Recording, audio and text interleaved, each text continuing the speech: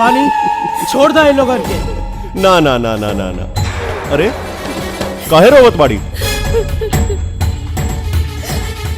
इतना शहीद होके जात बा, शहीद का विलासराव। देख भवानी, ये ठीक नहीं करत। ठीक नहीं करत।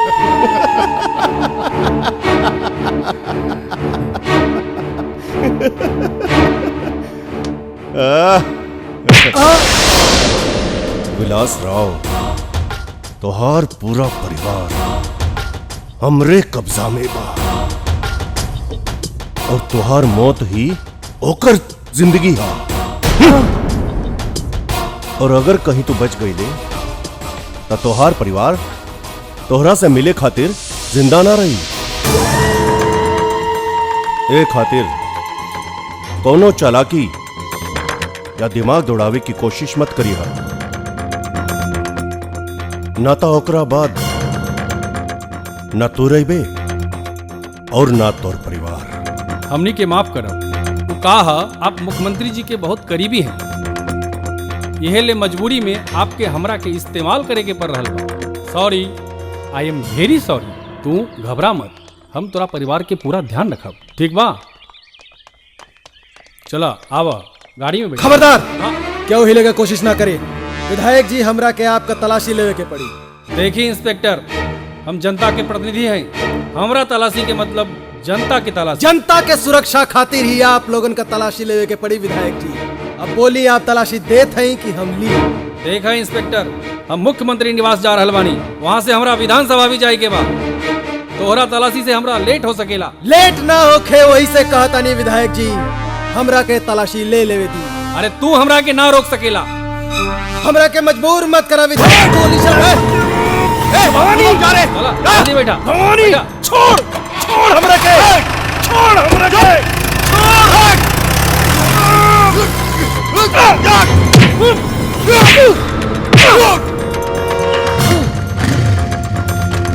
इंस्पेक्टर प्रधान,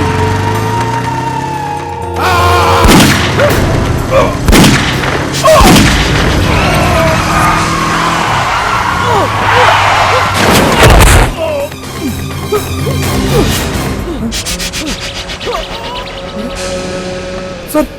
अरे सूरज, ये क्या हो गया सर? सर हॉस्पिटल चल। हमरा के छोड़ो सूरज, और हम जोन कहता नहीं ओके सुना। भाजी, सूरज का बात बा बेटा? सब तो ठीक बा ना?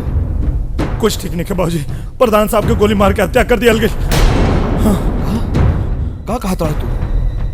हाँ बाबूजी, हम सच कहता नहीं। कुछ लोग मुख्यमंत्री साहब के हत्या के साजिश रच लेवा और ये बात के पता प्रधान साहब के चल गए। वो लोग यही से उनके गोली मार दिले बाबूजी। का बोला था तू? हाँ बाबूजी। ये कैसे संभव हो सके? इंस्पेक्टर प्रधान तो 2 दिन की छुट्टी लेके घर गए बा। सर आप हमारे बात के भरोसा करें सर, प्रधान साहब के लाश हम अपने आंख से देख क्या होता नहीं सर। नौजवान, चूंकि ये मामला मुख्यमंत्री से जुड़ल बा, हम तोरा बात के झुठला के अनसुना ना कर सकेला। राम नरेश सर, हम वो जगह के देखे के चाहिए जहां ये हत्या भइल बा। कहाँ बा? आई सर।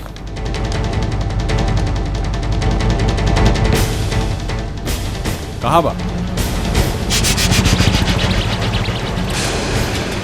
जगह यह बा? हाँ सर, प्रधान साहब के लाश इजे रहे सर।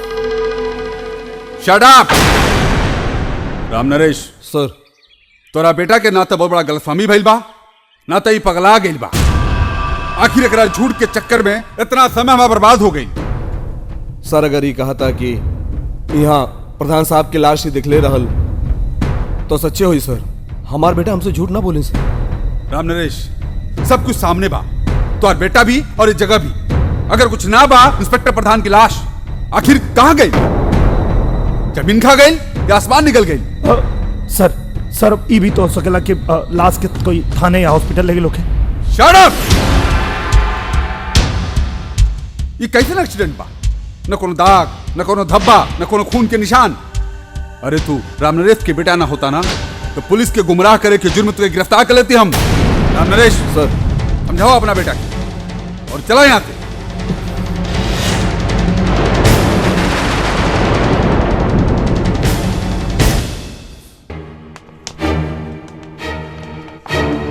सर कुछ खास बात बा। कहाँ तो के मिल गए? रास्ते में आवत रहली भेटा गए हैं। नमस्कार मंत्री जी। नमस्कार। कोनो खास बात बा का? हम विधानसभा जात रहे जी विधानसभा में खास बात करे के मौका कहाँ मिली? अच्छा कोनो बात नहीं के चला गाड़ी में बैठा, रास्ते में बात हो जाए।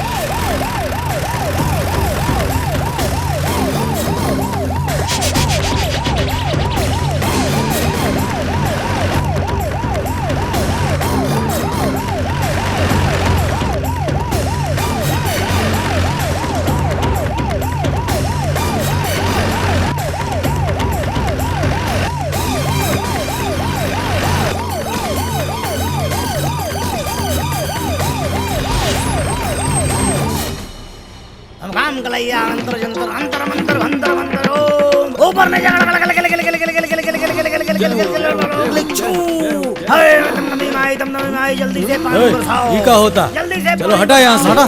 का भाई बीच रास्ता में गाड़ी काहे रुक गई? ड्राइवर जी जा देख गाड़ी काहे रुक गई? पानी बरसावा माई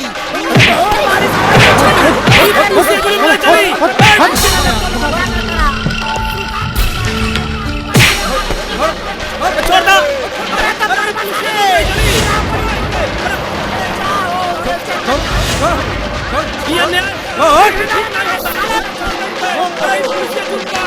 छोड़ना ही दे।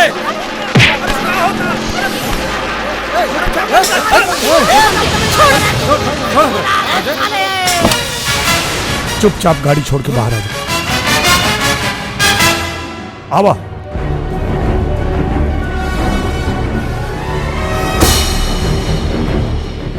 देख लड़के तू अपनी इस हरकत से बड़ी मुसीबत में फंस जाई। सर समझे की कोशिश करिए सर, मुसीबत में तो आप बानी और हम आपके मुसीबत से बचाव चाहते हैं सर। मुसीबत? कैसी मुसीबत?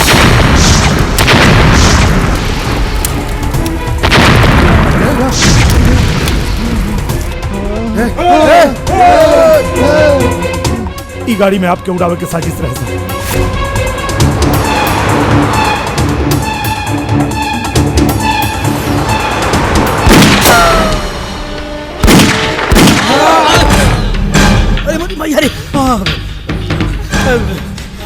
सूरज सूरज का हो सूरज? रघु मुख्यमंत्री साहब के कहीं छिपावा, हमें के निकरो कतन। लेकिन सूरज तू अकेला कैसे लड़ पाई यहाँ पे? तो हमारी चिंता छोड़ा, इनकर जान बचाओ जरूरी बा। हमें के निकरो कतन निकला। चलिए मंत्री चले चलिए मंत्री। आराम से संभाल के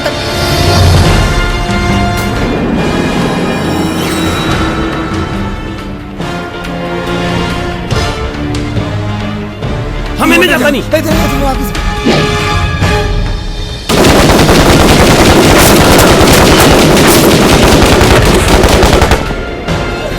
पत्थर के पीछे चल।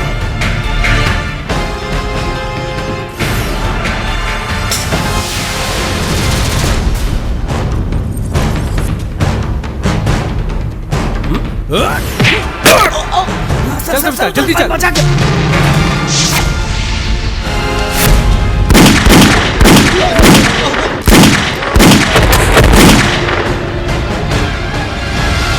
अब और छुप जाइए। तू हर जल गया।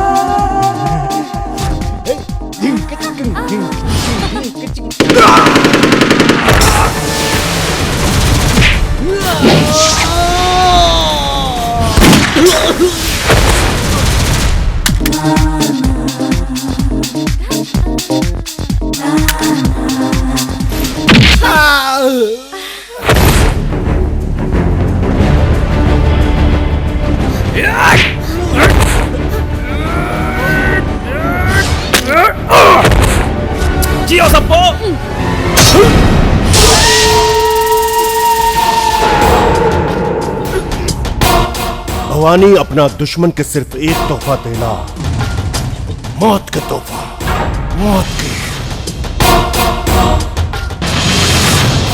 भवानी के भाव बहुत ज्यादा बारे, ओकरा के सस्ता समझ के तू बहुत बड़ा गलती कर देने।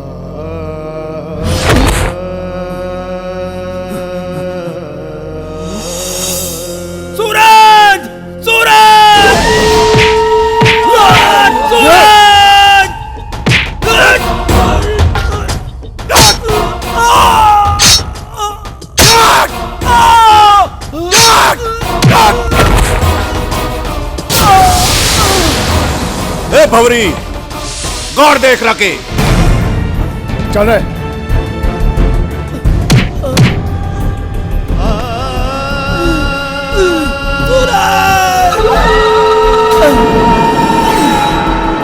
सूरज, सूरज,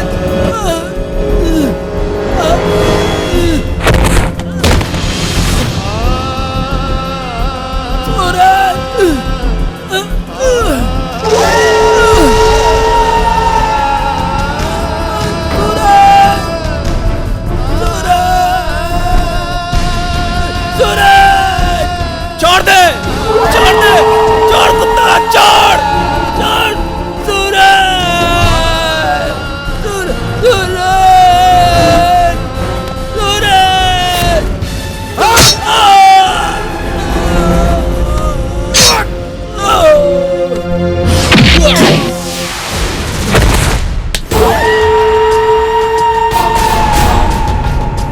ए भवरी।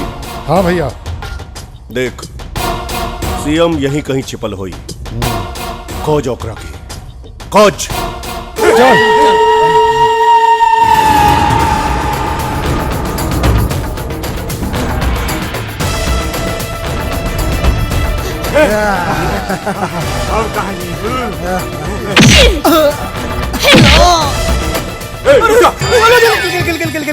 हे बेटा, हे बेटा, हमके काहे मरता? अरे सुन, तोहर शादी भइल हो, ब्याह करल चाहता रहा, ते काम करा, फटाफट तू एकदम लेट जा। ब्याह करे खो तोहके, ठीक बा। हथियार नीचे रखा, हथियार नीचे रखा और चुपचाप सो जा, सो जा बेटा।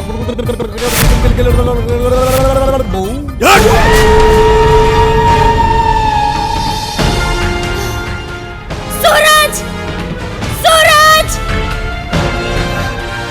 चिल्ला मत, खत्म कर देनी ओकरा की, जमीन में गाड़ देनी, वो कबो ना वापस आई।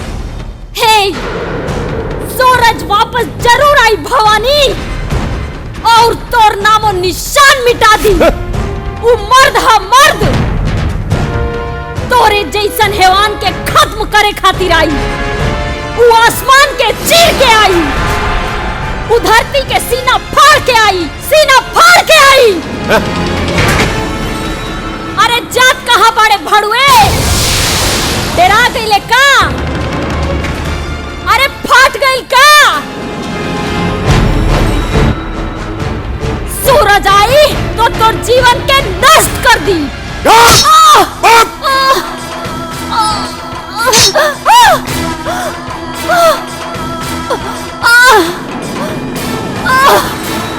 सूरज, सूरज, सूरज, सूरज,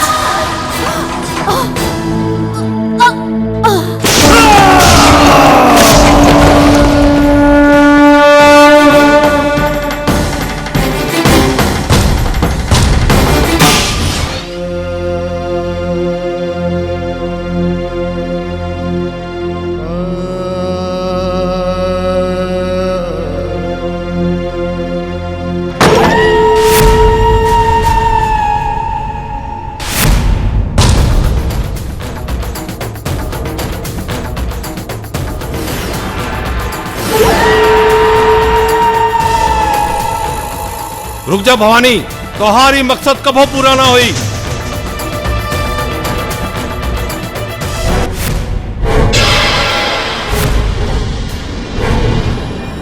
पकड़ा साले के।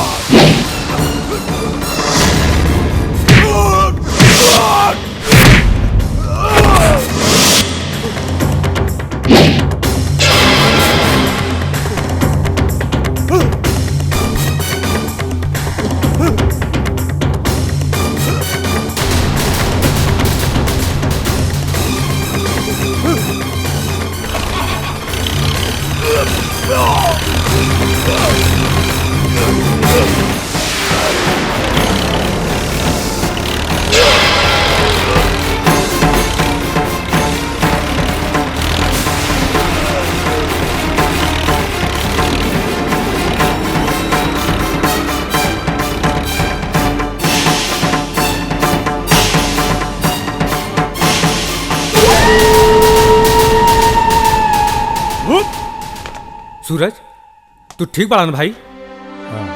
नौजवान, तोहरा का नाम बा? सर सूरज। तोहरे जैसे नौजवानन के ई देश के जरूरत बा। तू का करेला? सर पुलिस फोर्स ज्वाइन करके देश सेवा करे की इच्छा बा लेकिन कोनो न कोनो बवाल में पड़ जाइले। सूरज, लेकिन जैसन शब्द तोहरा के शोभा नहीं के देत। तोहार भविष्य उज्जवल बा। थैंक यू सर। साहब, लेकिन हमने के भविष्य उज्जवल बा। अच्छा। हम मंत्री जी से राम कथा का विस्तार से बातचीत कर देले बानी। अच्छा। मंत्री जी, रउआ मंत्रालय में हमनी सबके छोट मोट नौकरी मिल जाइत है, हमनी सबका भला हो जाई। राउर नाम को रोज हमने महामृत्युंजय के जाप कल जाई। हाँ, साहब। इनमें आपहु के भलाई बा और हमनी सबके भलाई बा। और साहब हमनी के साथे साथे रहू के कुल ग्रह कटिए जाई। ठीक बा, सब हो जाए। आप खुश? सूरज भाई, आज तारा के हमार सलूट मारे के मन करता। अभी ना दो, वर्दी मिलने के बाद।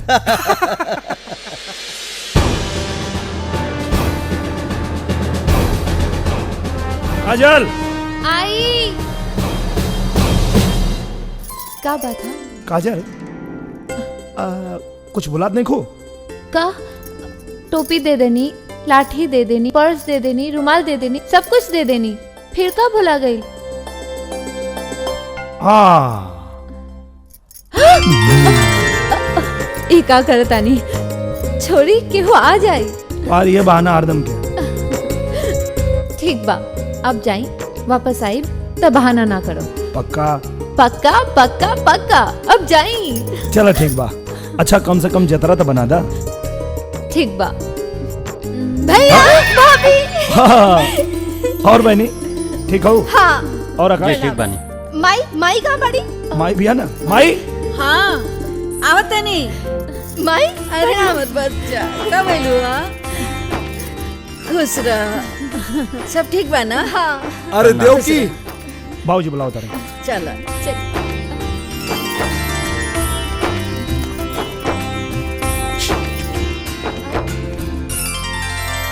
हवलदार राम नरेश जी। सर। टोपी कहाँ है आपकी? सर, सॉरी सर।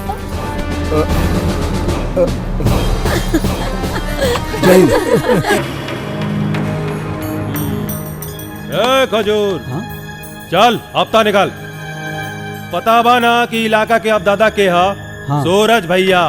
हाँ। लो पैसा वापस करा।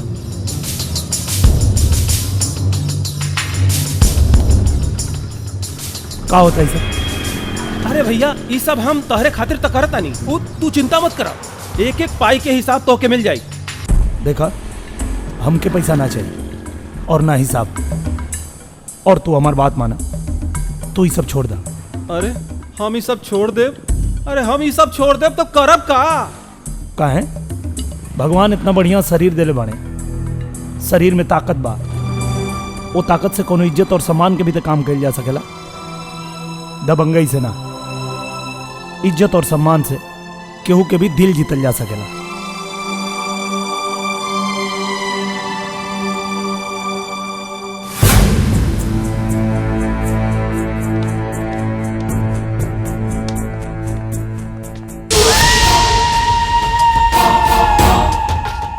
दरोगा, हमरा जिंदा देख के तोरा मन में कवनो खौफ त नहीं खे? खौफ जुर्म करे वाला के होखेला भवानी, जुर्म रोके वाला के ना। कुछ न कर पाइबे तू। कहे कि भवानी अपन हर घाव के हिसाब रखेला और ओकर तरीका कबो सीधा ना होखेला।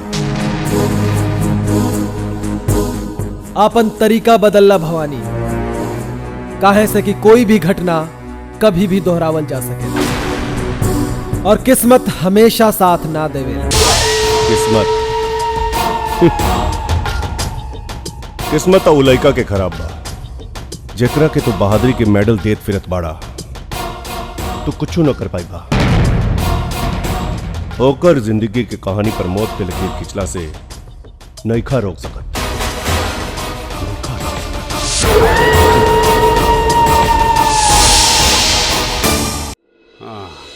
का तिवारी बाबा, आपके हमरा पर भरोसा नहीं के? अरे भाई, तोहरे जैसे लोगों के भरोसे तो हम इतना बड़ा चक्रव्यूह रच ले बानी। ई भइल ना बात तिवारी बाबा। का हो तिवारी बाबा? अरे भवानी, आवा आवा, बैठ जा। अस्पताल से सीधा यहाँ बुलावे के कारण जान सकीले हम? भवानी, तू तो जाने लग तोहरे बगैर हमार हर काम अधूरा बा। अरे भाई, तोरा खातिर हमारे पास एगो खास काम बा। आवा आवा बैठा, आवा बैठा ना। तोहरा से एगो काम बा। काम तो हमरा पर सिर्फ एक ही बा, उ 2 कौड़ी के लोंडा के परलोक भेजल।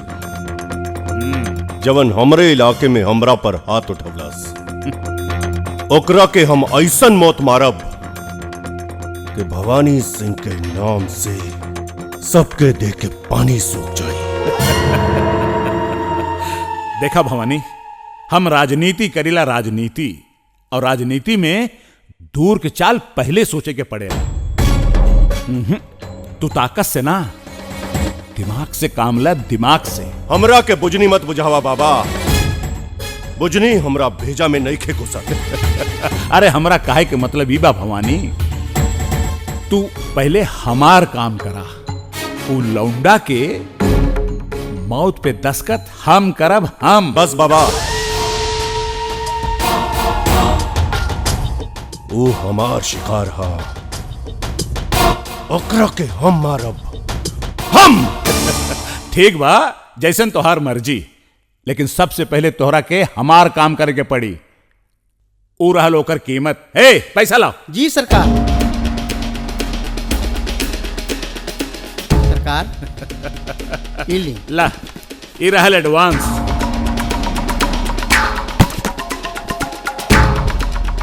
काम बतावा बाबा। भवानी, इलेक्शन में हमारा के हर कीमत पे मुख्यमंत्री के कुर्सी चाहिए, और ओकरा खातिर हम सगरे जोड़ घटाव तैयार के लिए बस एक रोड़ा बा, एक रोड़ा जौना से हमारा के ठेस लागे के डर बा, और वो है मुख्यमंत्री वीर बहादुर सिंह। वीर बहादुर सिंह रोड़ा ना, पहाड़ है। ओकरा के हटावल इतना आसान नहीं की। तोहरे जैसन बारूद के ये मुश्किल नहीं खे भवानी। इनकरा से मिला एसपी मनोहर सिंह, और इनके जैसे ढेर सारा लोग हमारे साथ बाड़े, जो तोहरा के मुख्यमंत्री के घेरा तोड़ के पहुंचावे के तैयार बाड़े। और हाँ भवानी, तोरा साथे जब हमरा जैसा लोगन का साथ बा, डर के कोनो बात नहीं की। भवानी जब अपने पर आ जाला तब डर के भी डर लागेला। काम हो जाई बाबा। ई भैल ने मर्द वाली बात, हाँ? हे भवानी, अरे हम तोहरा खातिर ऐसन भोग के व्यवस्था कैले बानी जकरा सामने 56 भोग भी बेकार बा। ऐसन का चीज बा बाबा? अरे बाबू, देखबा तो पगला जाइबा। ये मरे खानदानी पंडित बाड़न।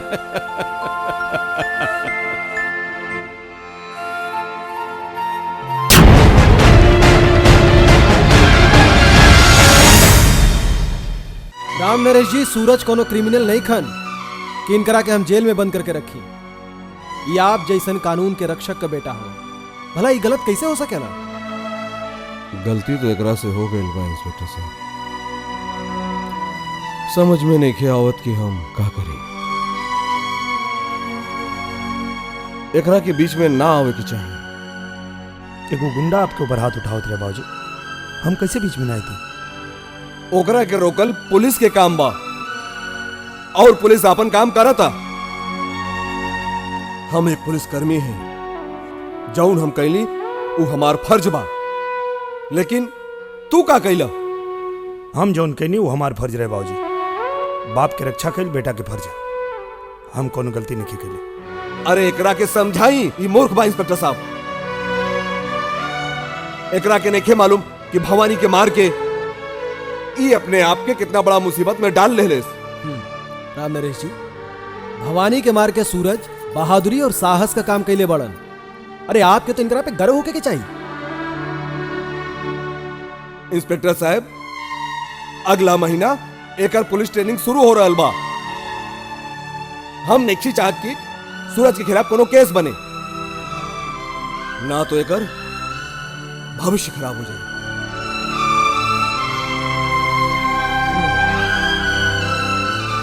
हम कोशिश करब कि सूरज के ऊपर कोनो केस ना बने, लेकिन ये बहुत कुछ भवानी के बयान के ऊपर निर्भर करता कि वो का बयान देता। हम कल हॉस्पिटल जाता नहीं, फिर देखिला कि का करे के बा। अरे डिंकी चिकन डिंकी अरे ओ सब पुरानी। अरे का हरे शेरा, देख आज कितना खुशी खुशी बा, सब केहू खुशियाँ मनावता। और तू नाच हाय हाय हाय सब्बो रानी, महतारी कसम तोहारी हंसी और खुशी पर हमार जान निछावर बा। अरे जान त निछावर और सूरज पे बा शेरा, जौन की भवानी जैसन राक्षस के मार के मर्दानगी के काम कैले बा। काल करंतर छू मंतर, जे पहिरे हमार जंतर, कष्ट भागेला निरंतर, ओकरे जीवन में हो जाला अंतर। और नहीं ना तो उठाला हमार फिर हंटर।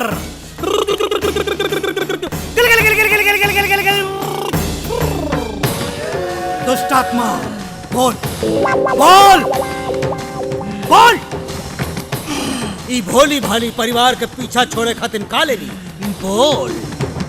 100 साल से हमारा आत्मा भटकता, हमार डिमांड पूरा करे के वादा करा।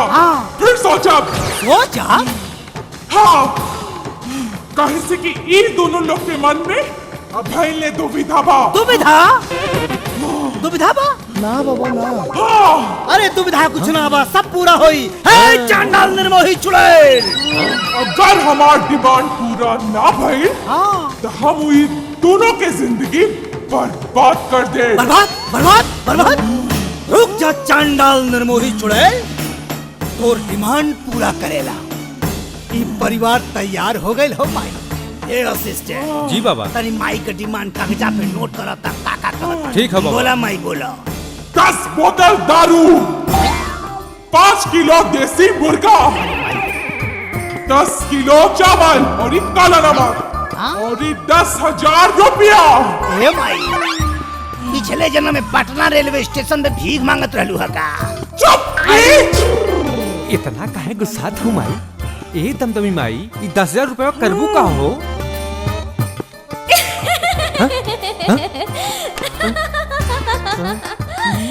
वो कहा ना, कई दिनों से हम शॉपिंग नहीं कैले बानी, यही खातिर। हे माई, ये तो हर कैरेक्टर बा कैसे चेंज हो गई? चुप तांत्रिक! अगर हमार डिमांड पूरा ना भइल, अच्छा, तो मुंह से खून निकली और देही के सारा क्रियाक्रम बिस्तर पे होई। उठे ना दे, बर्बाद कर दे, बर्बाद। सामान जितना जल्दी हो सके लिया के जमा करता है। अगर कहीं गुस्साए को वापस चल गई तो तोहरे गांव में तोहर दुगना खर्चा लगी। और एक बात और बा, चुड़ैल को वास तोहरे ही घर में बा, बुझला? देखा भवानी सिंह, हम जाना तानी कि तहरा से ये हालत में बयान लेहल ठीक नहीं की, लेकिन हम कानून के हाथों मजबूर बनी। चूंकि घटना बीच बाजार सरेआम भइल बटे, इसे का छानबीन जरूरी बा। हम जानल चाहतानी कि तहरा पे ये हमला के कैलस, आ तोहार दुश्मन के बा? हमरा के कुछ याद नहीं कि ई जख्म हमरा कैसे लागल। फिर भी याद करे के कोशिश करा, शायद तोहरा के कुछ याद आ जाए। हमरा कुछ याद नहीं की, कुछ याद नहीं की। ठीक बा, हम चलो तक। ई का भैया, तोरा पर हमला करे वाला लड़का के ऊ पूरा इलाका जान रहल बा, तू ओकरा खिलाफ कंप्लेन काहे ना लिखौला? वो हमार शिकार हा, पुलिस के ना।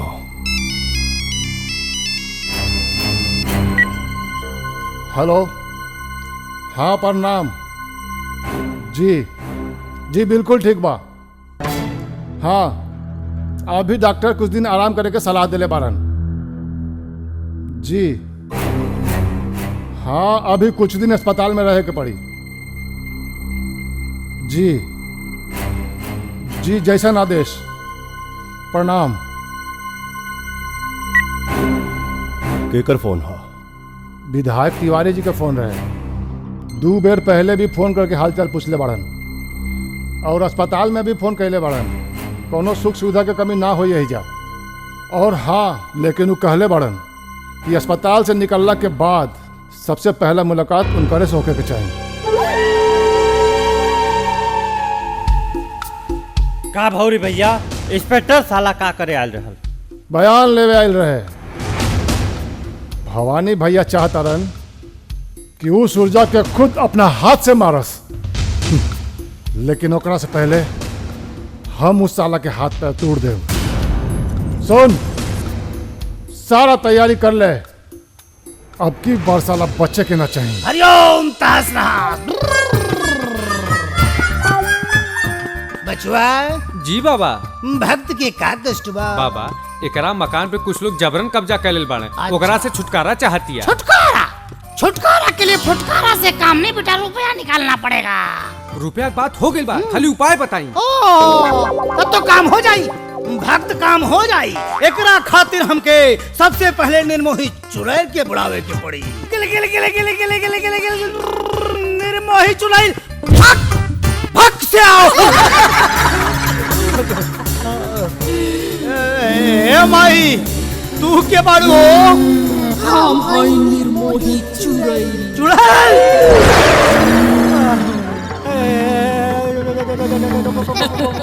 माई, कैसे आइलू हो? तू हमरे नाम पे ढेर मार खइले बाड़े, खा खा के मोटा हो गइल बाड़े। अब हम तोहनी सब जड़े के खून पिए। ये डेरा हमारा, अब हम यहाँ से ना जाएं। तोहनी के मरे के पड़ी। हमार माल हमरा के वापस तब बोला कहाँ बा?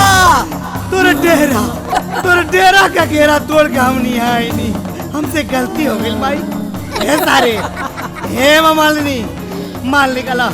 माई के नाम पे जितना कमेले वाला साइड निकाल जल्दी से। कुली दे दी बाबा। अरे कुल ना चलो का आधा निकल बा। हे माई, हे माई, कुल ले लो। ये डेरा ले ला, फेरा ले ला, कुल ले ला माई ले लो। हे हाईटेक मोबाइल ले ले नी, ये ले ला। हे अरे भाग सारे। भैया तू देख लिया, जब तू पुलिस ट्रेनिंग में जेबा ना तो सबसे ज्यादा खुशी बाबूजी को हुई। काहे? तोरा के खुशी ना होएगा? हमरो के भी हुई, पर हमरा की खुशी सबसे ज्यादा तब हुई जब तू पुलिस ऑफिसर बन के वापस आएबा। तब हम पूरा मोहल्ला में मिठाई बांटब। अच्छा, मिठाई बांटे में तोरा के बहुत मजा आवेला? मिठाई बांटे में ना, खुशी बांटे में। और वैसे भी पूरा मोहल्ला के पता तो चले के चाहिए कि हमार भैया अब पुलिस ऑफिसर बन गए बाड़े। अच्छा देखा, हाँ? हमरा गैला के बाद माई बाबूजी के ध्यान रखिया। माई बाबूजी के ध्यान तो हम रख ले, पर भौजी की क्या ख्याल रखी? अगर तू शादी कर लेता तो कितना अच्छा होई।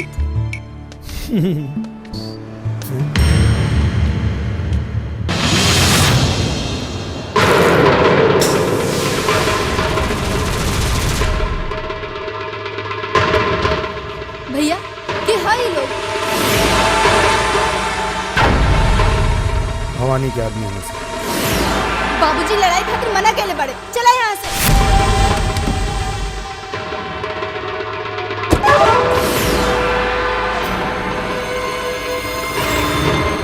आओ चल।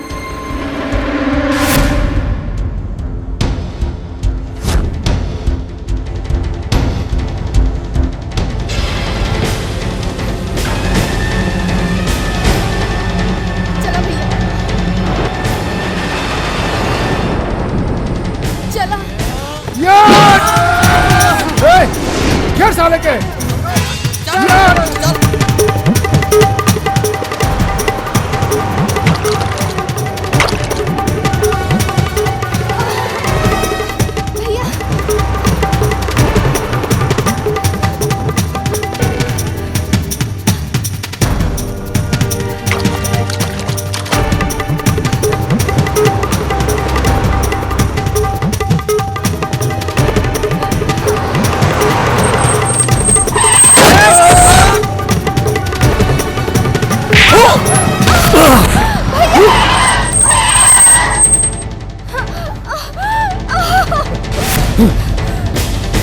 भैया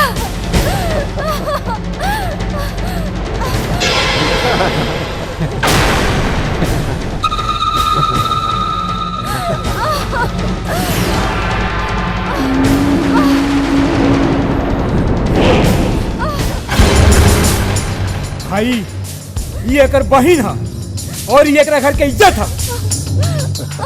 एकर इज्जत त हम लुटब, हम, ताकि एकरा के पता चले कि भवानी भाई के बरसों के बनावल इज्जत पर सरे बाजार हाथ डाले के अंजाम का होला। तो उतार दो एक इज्जत, कहा ताकत बाड़ा।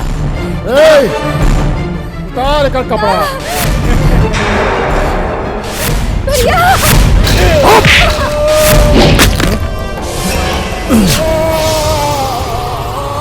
केहू के हाथ हमरा घर के इज्जत के छुए, ओकरा पहले ओकर हाथ तोड़ के बाबा विश्वनाथ के चढ़ा दे।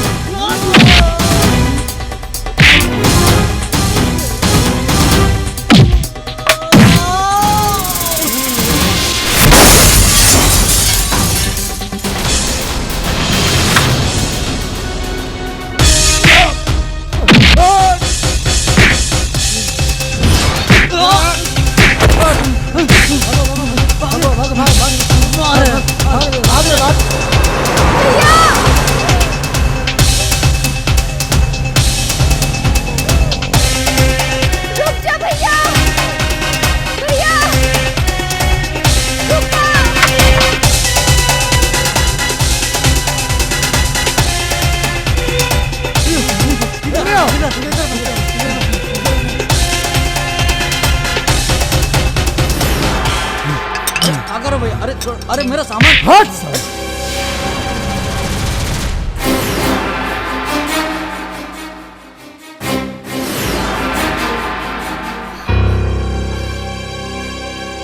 भैया भैया चला यहाँ से।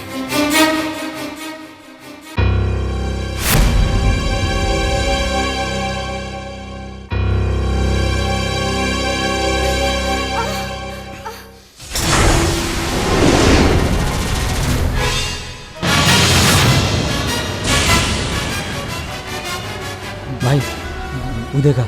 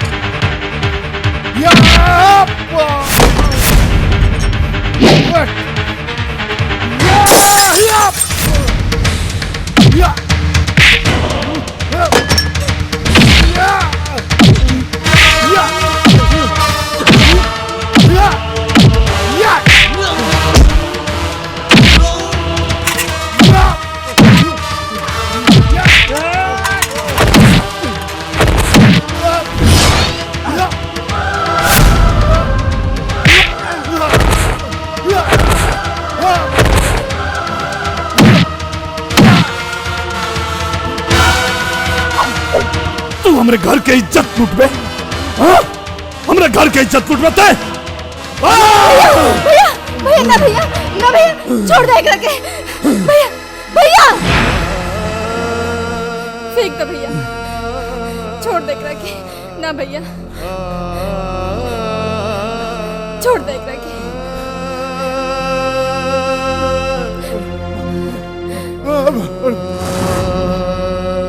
हटा।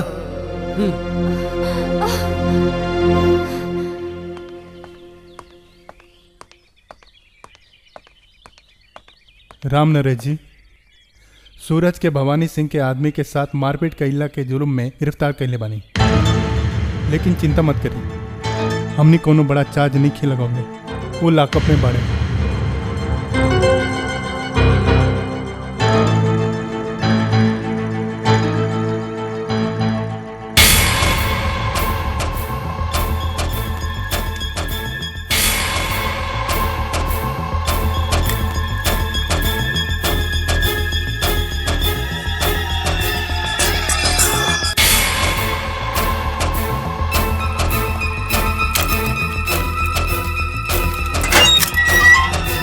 का रे यही बारे तो का पलनी है बाबूजी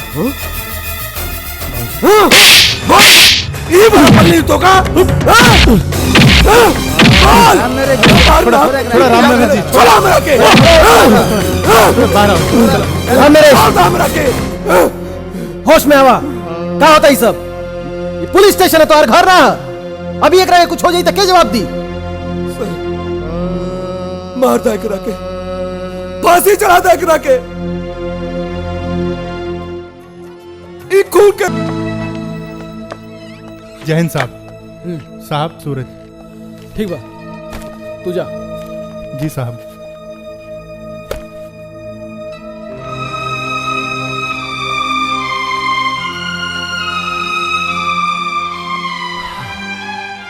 शब्बो नाम की औरत के साथ तुम्हारा कौन रिश्ता बा? कौन रिश्ता नहीं? तो वो तुम्हारे यहाँ जमानत देवे कहाँ आयल रहे?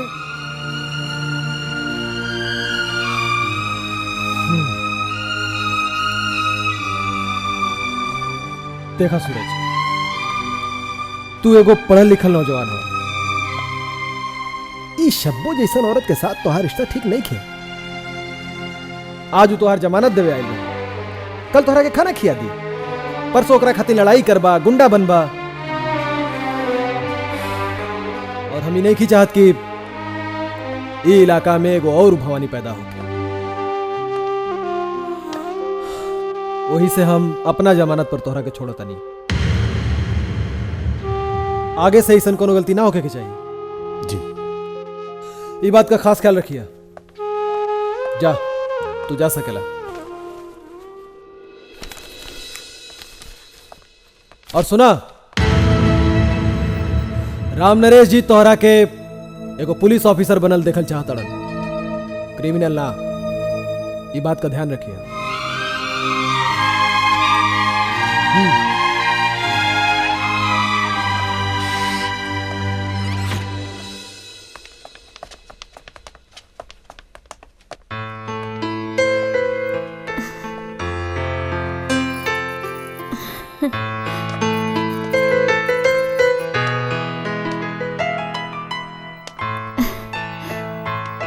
काहे हमरा पीछे पड़ल बा? हाँ? हमरा जमानत खातिर थाना में आके का साबित कर चाहता तू? तू इतना गुस्सा हो गेला सूरज? हमसे कोनो गलती हो गेल का? बहुत बड़ी गलती भइल बा। जब हमार तोहरा से कोनो रिश्ता नहीं खे तब बिन बुलावल मेहमान की तरह हमरे जीवन में आवे कोशिश काहे करता तू? काहे से कि हम तहसे प्यार करीला। तू बहुत बड़ी पागल बाड़ू और तारा ही पागलपन खातिर हमरा दिल में कोनो जगह नहीं खे।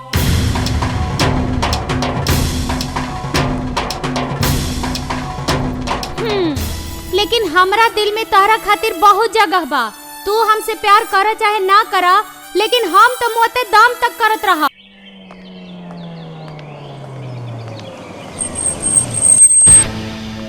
सूरज, हमरा के तोरा से बहुत जरूरी बात करे के बा। आवा बैठा।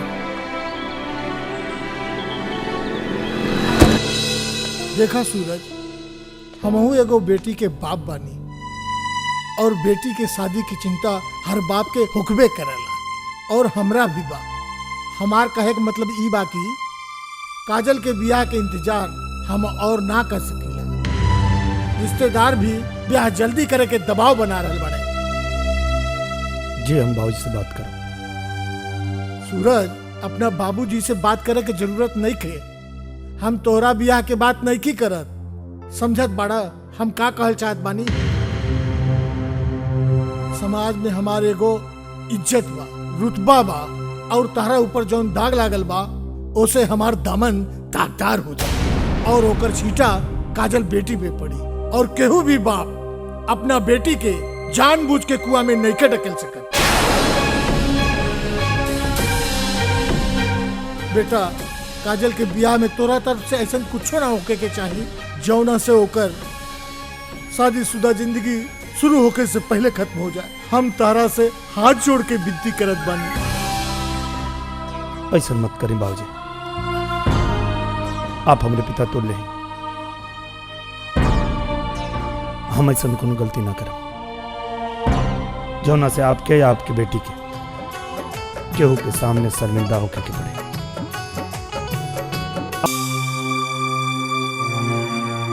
सूरज पानी पी ले बेटा।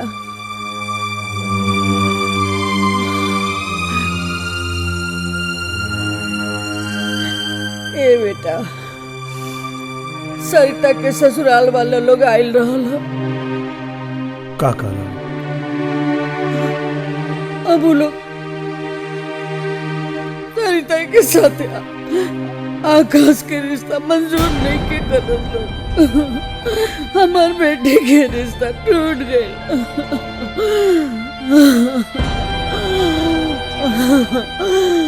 अब का हुई?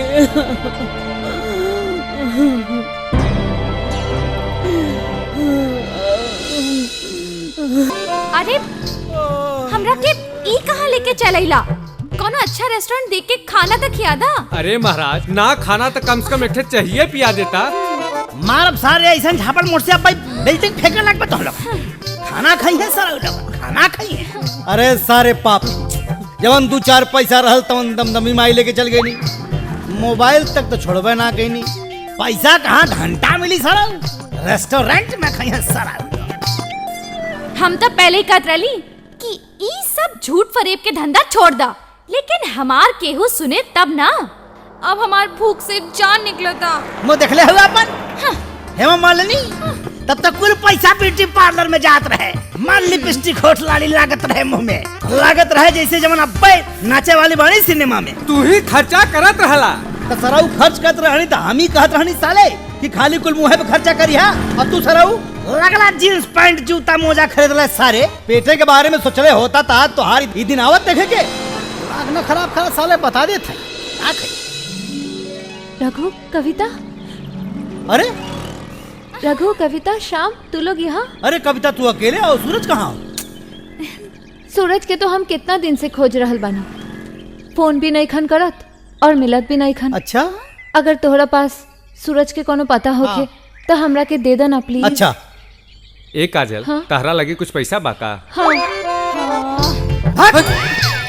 दरिद्र सराऊ जब देखा साला केहू न केहू के सामने हाथ फैला होता ही पैसा चाहिए। कहने बात नहीं थी। कितना चाहिए? एक मिनट हम कितना इतना चल जाई कम। सराऊ दरिद्र सबसे पैसे लेत रही है। अरे साला ये पापी है, जन्म के पापी है साला। जब देखा सबसे पैसा मांगत रहला। रघु, हाँ हमरा के और कुछ होना चाहिए। अच्छा, सिर्फ हमरा के सूरज के पता दे दो। ए काजल तू का बात करता रू? हमरे दोस्त हई, एक साथे कॉलेज में पढ़ेला। ऐसी बात मत कहा। तहरा सूरज के मिले के हो। हम बिहान सूरज के तोहरा से मिलवाई। तू चुपचाप घरे जा, हम तोके बिहान बताइब कहाँ मिले को। ठीक बा? ओके, अच्छा, हम जाता नहीं। बाय। काजल, हालात के समझे की कोशिश कर काजल। हम सब समझत बानी। बाबूजी के बात पे तू आ सकेला, हम ना। बाबूजी जौन भी फैसला कैले बारे उ उनकर फैसला हो, हमार ना। काजल, कोनो भी माई बाप अपने संतान के भलाई खातिर फैसला लेवेले। और अगर तोहार बाबूजी तोहार भलाई चाहता रे तय में कोनो बुराई नहीं के। अपना बाबूजी की बात मान ला और हमके भुला जा। सूरज, तोहरा के भुला के हम ना जी पाए। काजल! काजल! काजल! काजल! ए खजूर, चल हफ्ता निकाल। पता बा ना कि इलाका के अब दादा के हा? हाँ। सूरज भैया। हाँ। ई लो पैसा वापस करा।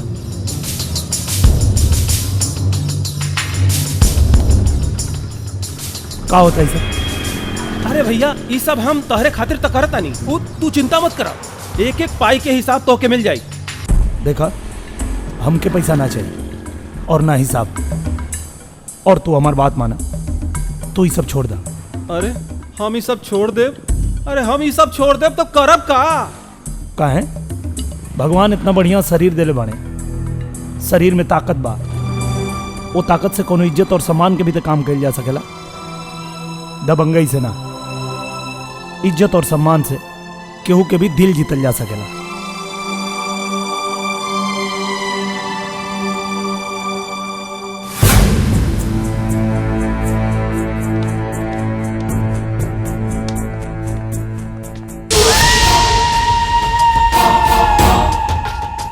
दरोगा, हमरा जिंदा देख के तोरा मन में कवनो खौफ त नहीं खे।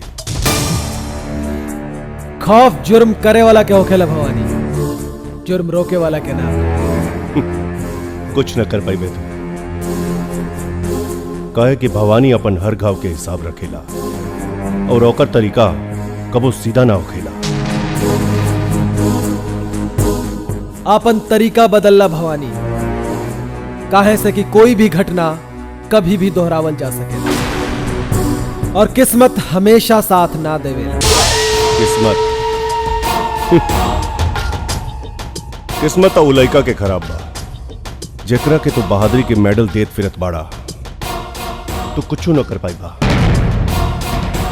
ओकर जिंदगी की कहानी पर मौत के लकीर खिंचला से नइखा रोक सकत।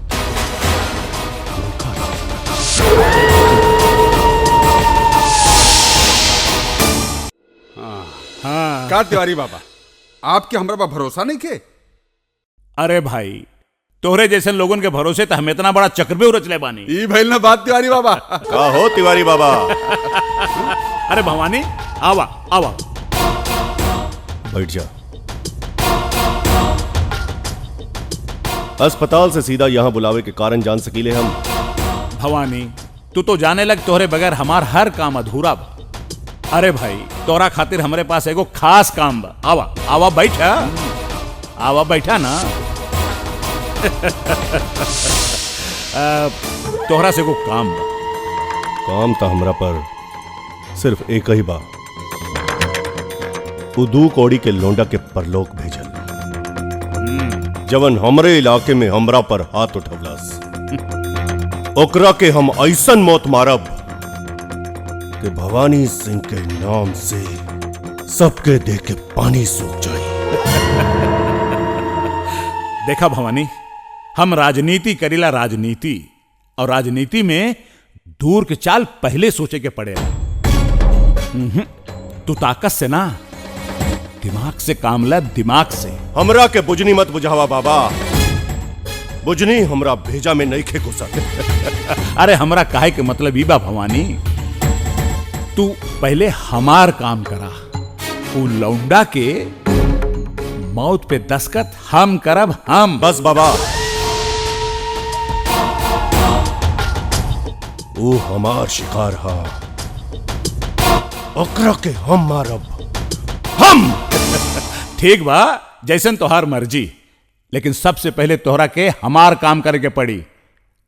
ऊ रहल ओकर कीमत। हे, पैसा लाओ। जी सरकार।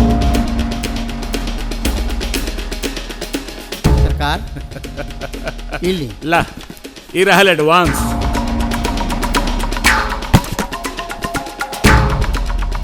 काम बतावा बाबा। भवानी, इलेक्शन में हमारा के हर कीमत पे मुख्यमंत्री के कुर्सी चाहिए, और ओकरा खातिर हम सगरे जोड़ घटाव तैयार के लिए। बस एक रोड़ा बा, एक रोड़ा, जौना से हमारा के ठेस लागे के डर बा, और वो है मुख्यमंत्री वीर बहादुर सिंह। वीर बहादुर सिंह रोड़ा ना, पहाड़ है। ओकरा के हटावल इतना आसान नहीं की। तोहरे जैसन बारूद के ये मुश्किल नहीं के भवानी। इनकरा से मिला एसपी मनोहर सिंह, और इनके जैसे ढेर सारा लोग हमारे साथ बढ़े, जो तोहरा के मुख्यमंत्री के घेरा तोड़ के पहुंचावे के तैयार बढ़े। और हाँ भवानी, तोरा साथे जब हमरा जैसा लोगन का साथ बा, डर के कोनो बात नहीं की। भवानी जब अपने पर आ जाला तब डर के भी डर लागेला। काम हो जाई बाबा। ई भइल ने मर्दन वाली बात। हाँ? हे भवानी, अरे हम तोहरा खातिर ऐसन भोग के व्यवस्था कैले बानी, जकरा सामने 56 भोग भी बेकार बा। ऐसन का चीज बा बाबा? अरे बाबू, देखबा तो पगला जाइबा। ये हमारे खानदानी पंडित बाड़न।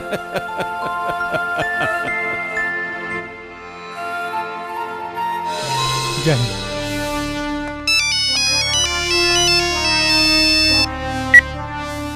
जय हिंद। का खबर बा? मुख्यमंत्री के हत्या के साजिश रचल जा चुकल बा। भवानी सिंह के हथियार बना के मुख्यमंत्री वीर बहादुर सिंह के निशाना साधल गेल बा। शासन और प्रशासन के कुछ सफेद पोस्ट लोग भी ओकर साथ दे रहल बारन। विधायक गोपीनाथ के पुरनका डाक बंगला पे सवेरे 9 बजे पहुंच गई। तू सबूत के साथ मुख्यमंत्री के हत्या के साजिश के बेनकाब कर सकेला। आज के लिए इतना ही। हाँ।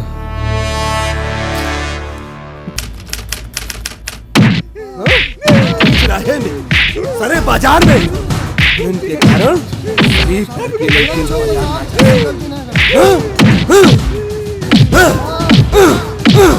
आज के बाद लड़कियों की तरफ भुला जाएंगे का तोनी के भुला गए जा कि तोनी सबके घर में भी माँ बहन बेटी बा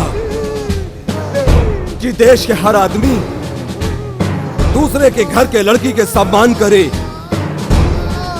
और अपने घर के लड़कियन के सुरक्षित कर सके, लेकिन नहीं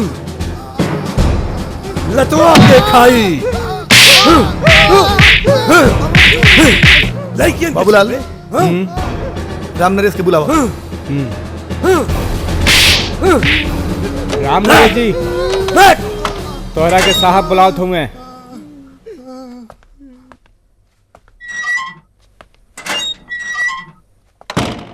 जैन साहब।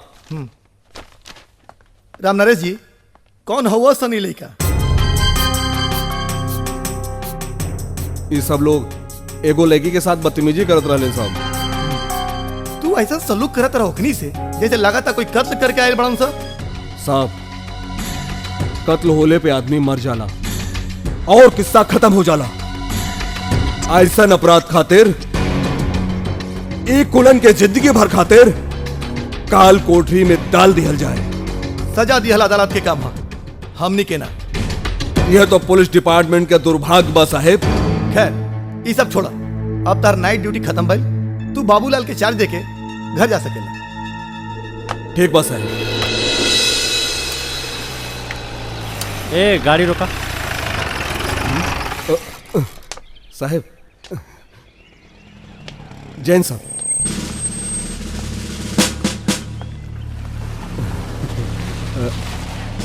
माफ करी इंस्पेक्टर साहब, हम आपके पहचाननी नहीं।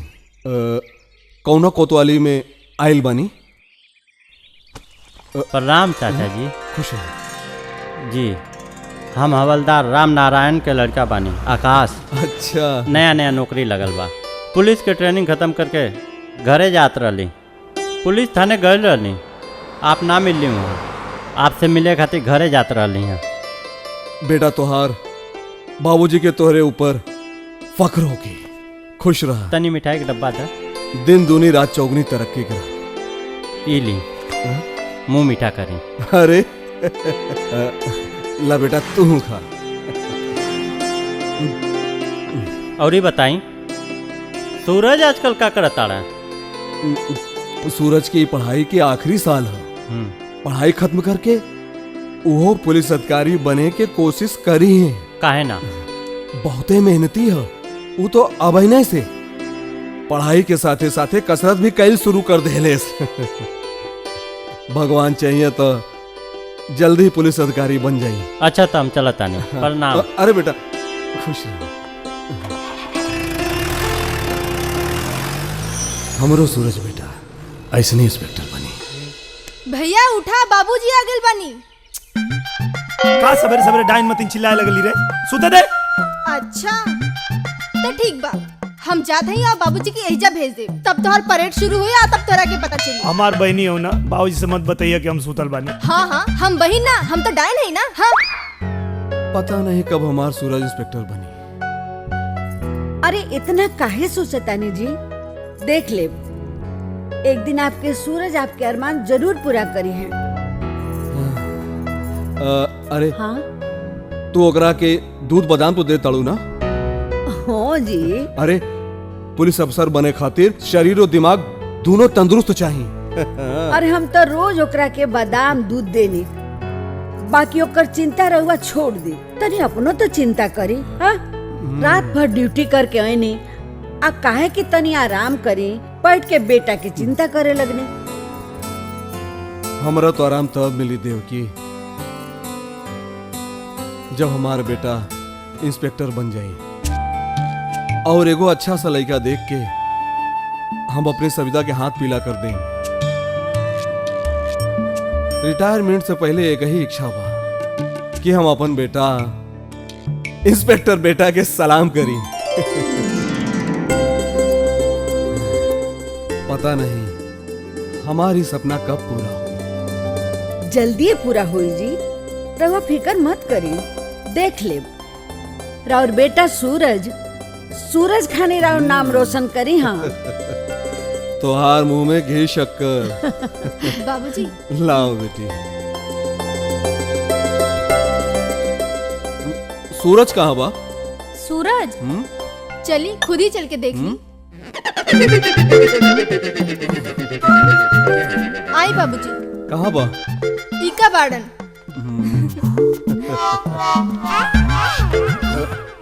अरे रुक काहे गइला? चालू रखा। हाँ। बेटा पुलिस ऑफिसर बने खातिर सवेरे उठल जरूरी होला। हाँ। और दिमाग भी बढ़िया काम करेला। तनी और नीचे तक जा बेटा। हाँ बाबूजी। पुलिस ऑफिसर बने खातिर बहुत कुछ बहुते मेहनत करे के पड़ेला। ऐसे नहीं क्यों पुलिस ऑफिसर बन जाला। चालू रखा, चालू रखा। भैया तनी जोर से करा। शाबाश, करत रहा बेटा, शाबाश। हाँ बहुते बढ़िया। अब तक हमरा भी इहे लागत बा कि तोहरा के दूध और बादाम के बहुते जरूरत बा।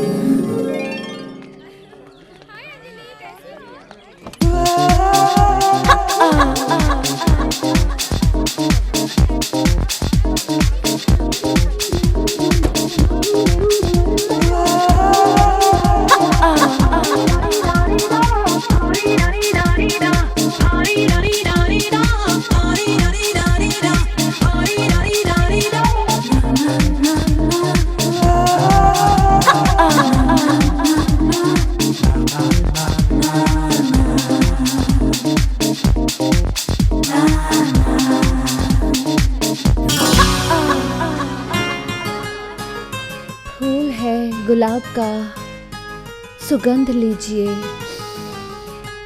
सूंघिए और सुनकर आनंद लीजिए।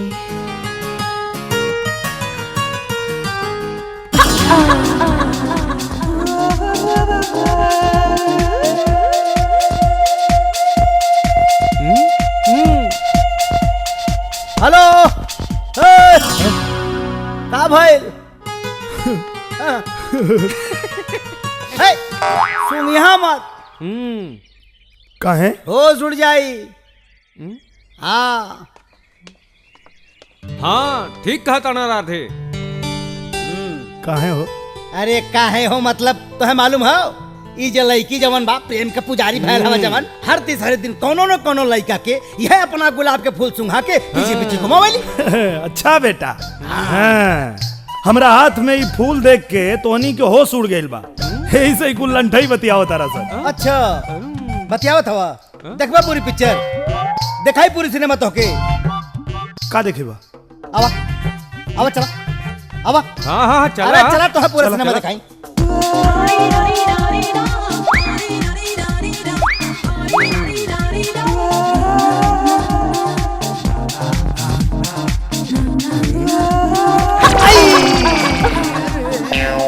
लौकत नहीं थे का? दे दो हमार बैग। स्टूपिड। हाँ। चला। कारे? अबे गिरल इंसान और कितना नीचे गिरबे हैं? वो साला है व्यर्थ फूल के चक्कर में। अरे भैया लागत बा ई फूल के खुशबू सूंघे के चक्कर में कुछ और सरौ सूंघ लेल बाड़े। अच्छा हट हट हट। ऐसा सुनाऊ अगर ऐसा ही फूल के चक्कर में तू गिरत रहब तो एक दिन हमनी के आके तोरे फोटो पे फूल चढ़ावे के पड़ी। समझला? चल सुधर जो और हमने की टीम में आ जाओ, ठीक बा? और अब चला तो हम लोगन के दिखाई कि फूलन देवी अपना फूल के चक्कर में कैसे भौरा के मडरावतानी अपना फूल के ऊपर।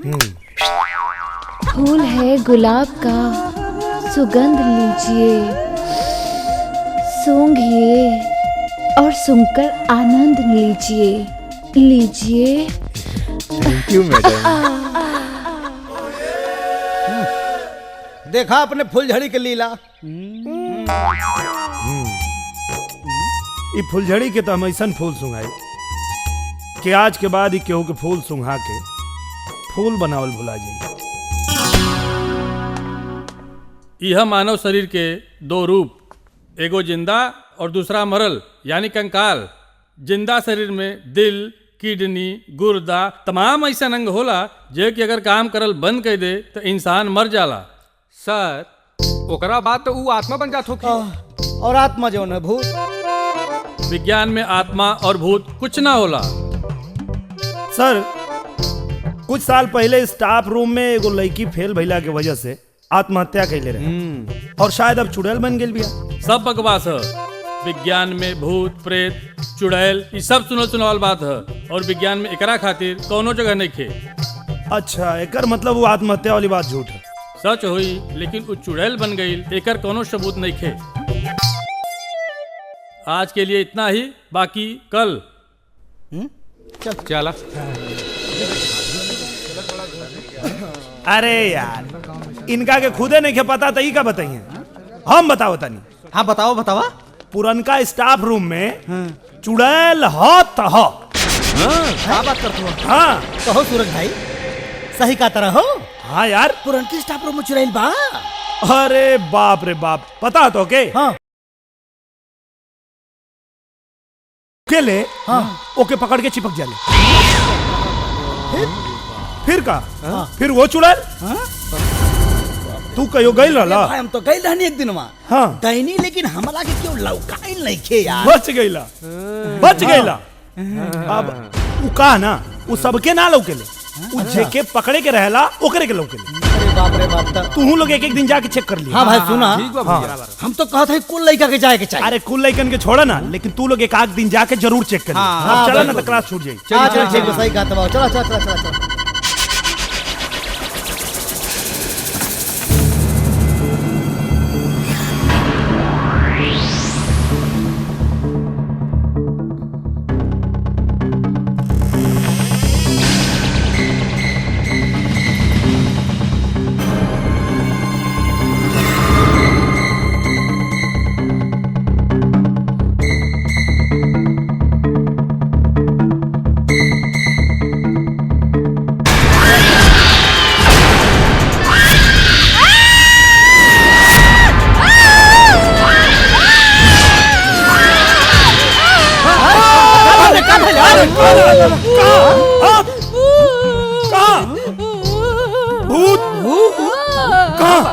ए सूरज,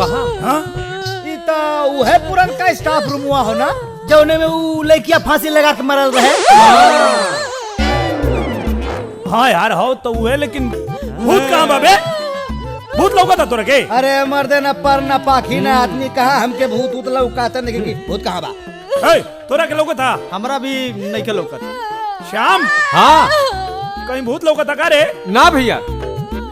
तोहरा लौका था कि तोहरा लौका था का? हाँ हमरा के यार सच बताई तो हमरो नहीं खेल लौका। मतलब ये हो कि तोहरा भी नहीं खेला औकात, इनकरा भी नहीं खेला औकात, इनहू के नहीं खेला औकात, हमहू के नहीं खेला औकात, तो इनकरा के कहां से लौकात था भैया? ये बतावा, हमके लगा था कहीं फालतू बात करता, ऐसा ना कुछ गलत फहमी हो गई। ए काजल, ए तनी फिर से देखा था?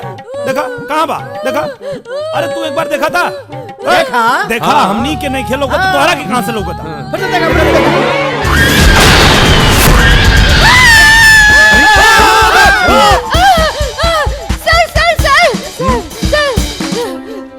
सर वहाँ चुड़ैल लटकल बिया। का पागल जैसन बात कर पारू काजल? हम सच कहता नहीं, हम अपने आँख से देख ले बानी। स्टाफ रूम में चुरा लटकल बिया। चला, लेकिन अगर तुम्हार बात झूठ निकलल तो हमसे बुरा केहू ना होखी। नहीं, चलिए।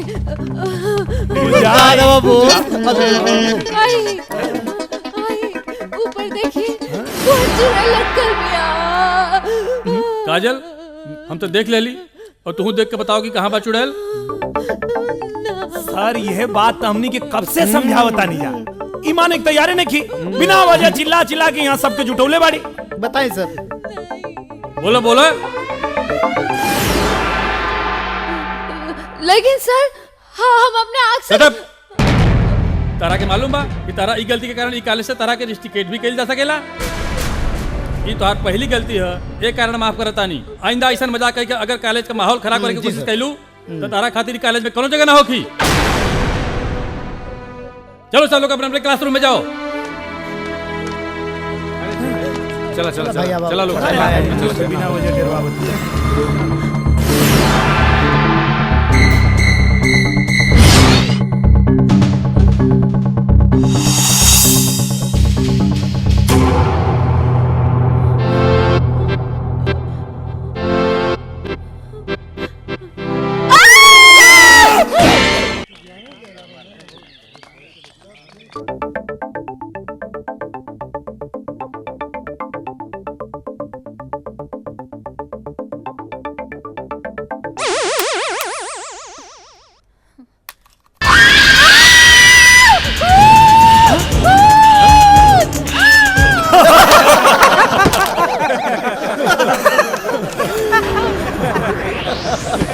Silence silence.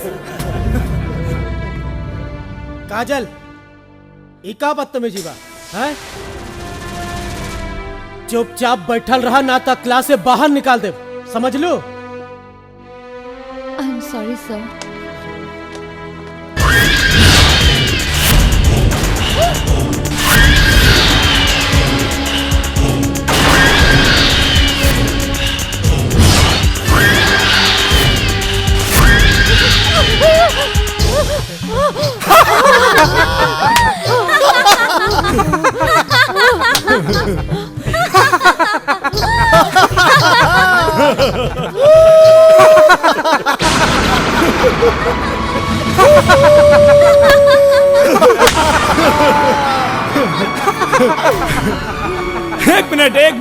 एक मिनट।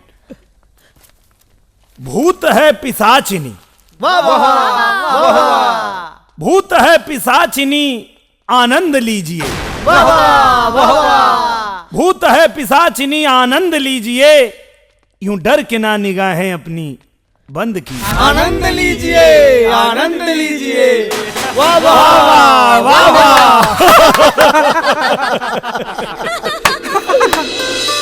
माई निकला तनी। नाश्ता तो ठीक से कैला है ना, ये तनी फल बादाम खा लो। अरे बाबूजी के तैयार होके से पहले हमके निकले के पड़ी। तनी खा। अरे ना, वो अपने साइकिलवा पे हमके बैठा लिए हैं। कुल दोस्त हमार मजाक उड़ावे से हम जाता नहीं। भैया दूध तो पीला। अरे बाप रे, आज फिर फंसनी। अरे सूरज, कॉलेज जाता ना? जी भाई। हम वो साइड जाइब। चला बस स्टैंड तक छोड़ दे। ठीक बा बाबूजी, हम पैदल चल जाए। अरे बेटा, जब साइकिल बा तो पैदल काहे जाइबा? ठीक बा, आप बैठिए, हम चलाओ तनी। अरे नहीं, तू थक जाइबा बेटा, फिर पढ़े में मन ना लागी। इंस्पेक्टर बन जा, फिर 4 पहिया शान से चलाई है। ठीक बा, हम बैठे। अरे आगे बैठा, हमार बैलेंस बिगड़ जाई। ई भइल ना बात। बचवा, मन लगा के पढ़ाई कर। काहे कि पुलिस की नौकरी इतनी आसानी से ना मिले, समझ ना? संभाल।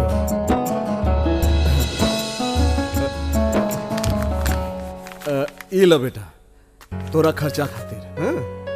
और ई ला तोरे दूध बादाम खातिर। काहे कि हमार बेटा इंस्पेक्टर बनी। जब इंस्पेक्टर बन जाइए तो जौन मन करी तवन करिए। अभी घर से सीधा कॉलेज जा, कॉलेज से सीधा घर आओ। हाँ। रास्ता में गब्बाजी ना करब, मन लगा के पढ़ब। अब हम जाएं बाबूजी? हाँ, जा बेटा, जा खुश रहो।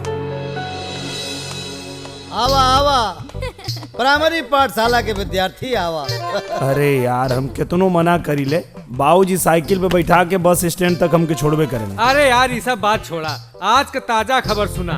मिस काजल का 4 पहिया वाहन आज हो गई बा टाइम टाइम फिस और वो आ रहल बानी बस से। क्या बात करता? हाँ। अब एगो काम करा कि बाबूजी के सदमा से बाहर निकला और मिस काजल के साथ है कॉलेज तक का सफर नैन मटका करत जइहा। साले कमीना। अरे ला बसो आ गई। हाँ चला चला।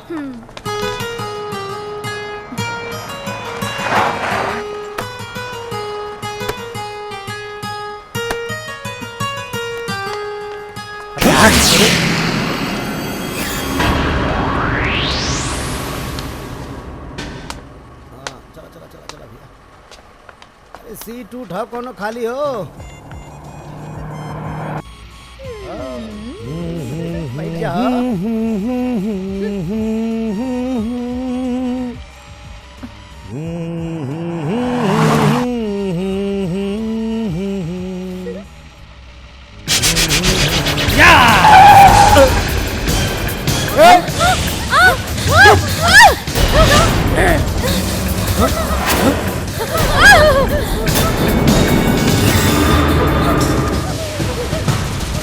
अबे का चाहिए तो नहीं गन हटा।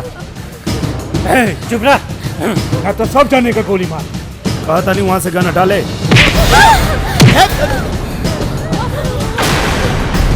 जानत नहीं खे तू कहाँ गन लगे ले भाई।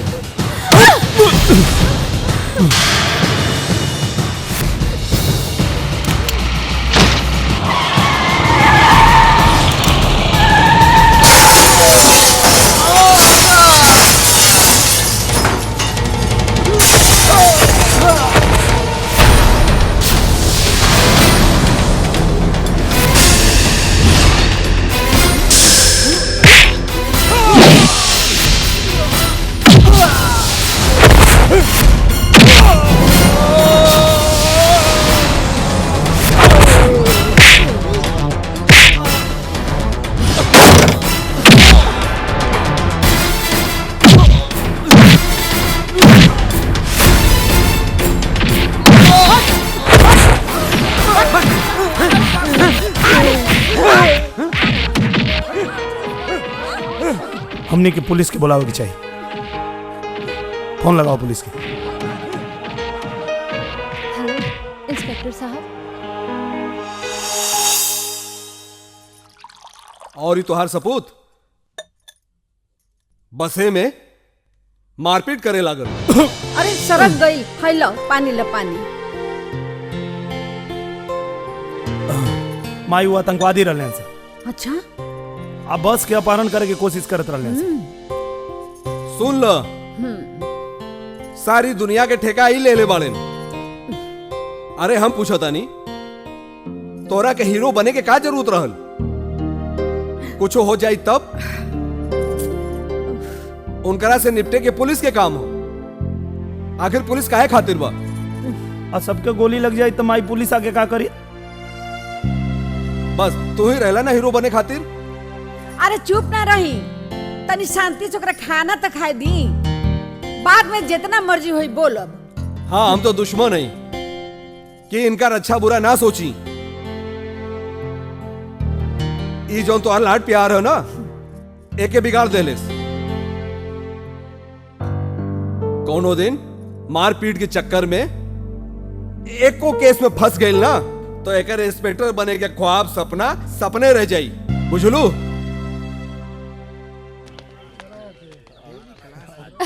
हाँ हाँ हाँ बस में हमार जान बचावे वाला सूरज ही रहले। अब तो हर जिंदगी सूरज के कर्जदार हो गई। हाँ हम सूरज के एहसान कबो ना भूलब। कहीं सूरज से ब्याह करे के तोहार इरादा तो नहीं खे? बियाह? अरे ना बाबा ना। हम की मानत आनी कि सूरज का हमरा पर बहुत बड़ा एहसान रहल, लेकिन बियाह हम तो उहे करब जहाँ हमार राज होई।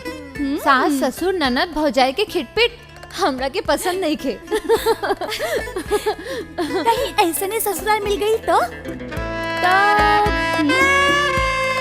खोतरे जेकरे दुअरे परिवार पूरा बटोरायल नाही। अतरे खोतरे जेकरे दुअरे परिवार पूरा बटोरायल नाही। दादा दादी के हाथन से लइकन के कान मरोड़ायल नाही।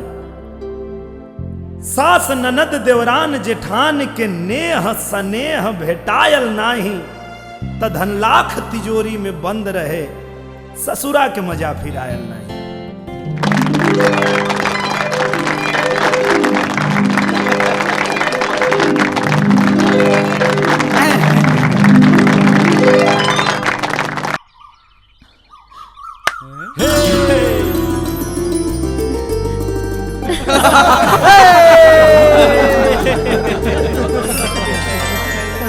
सोचले रहने की अब की जरूर पास हो जा, लेकिन सरवा तन की कसर रह गई। लेकिन तू मत रोवा, तोहर पहली बार बाने, यही खातिर तोरे आंख से आंसू छलकता।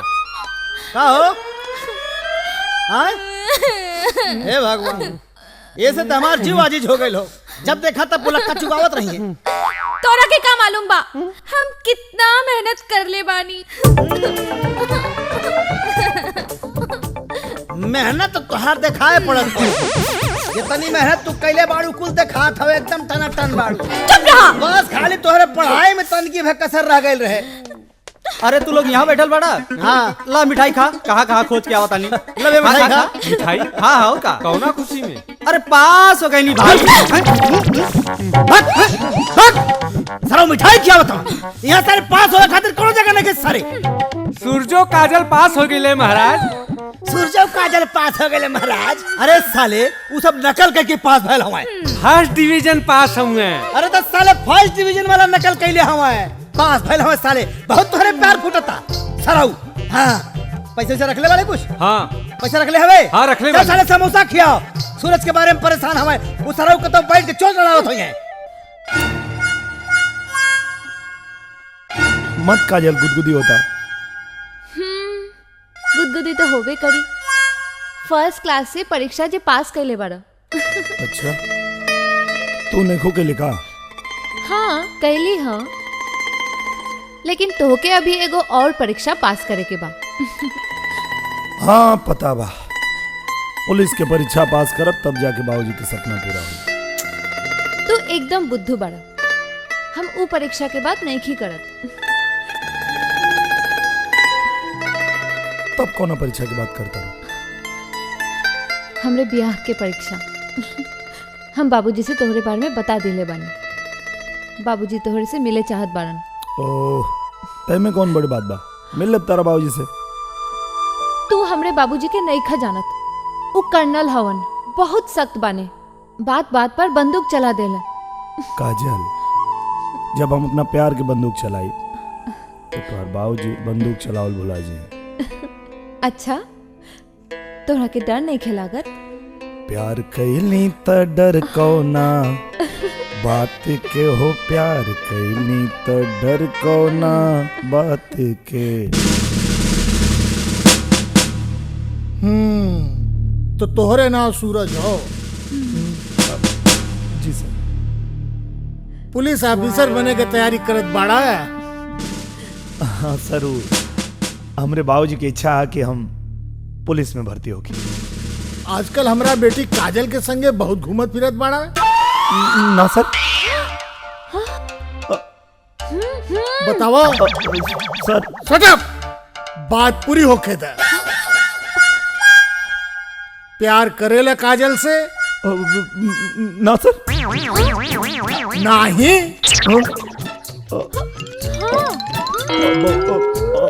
हाँ सर। ब्याह करल चाहत बाड़ा? अच्छा तो तू हमरा बेटी से ब्याह करबा? ना।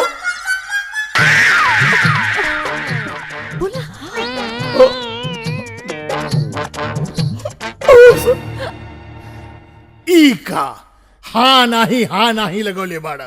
सीधा जवाब द, हाँ या नहीं।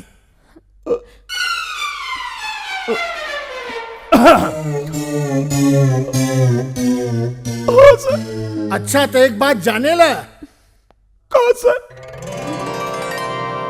हुस्न कहता मोहब्बत के दीवानों से। वाह वाह वाह वाह वाह वाह। मेरी गलियों में आना कफन बांधकर। कहा सर? कफन? हाँ कफन। कफन?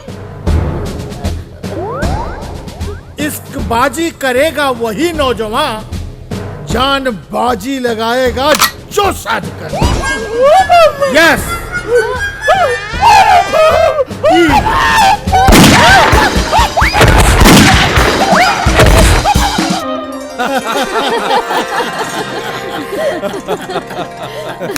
रउआ लोगन के जवाब नहीं करना साहब। बाप रे। राम नरेश जी। जी। हंसी मजाक का तो बात बहुत हो गई जी।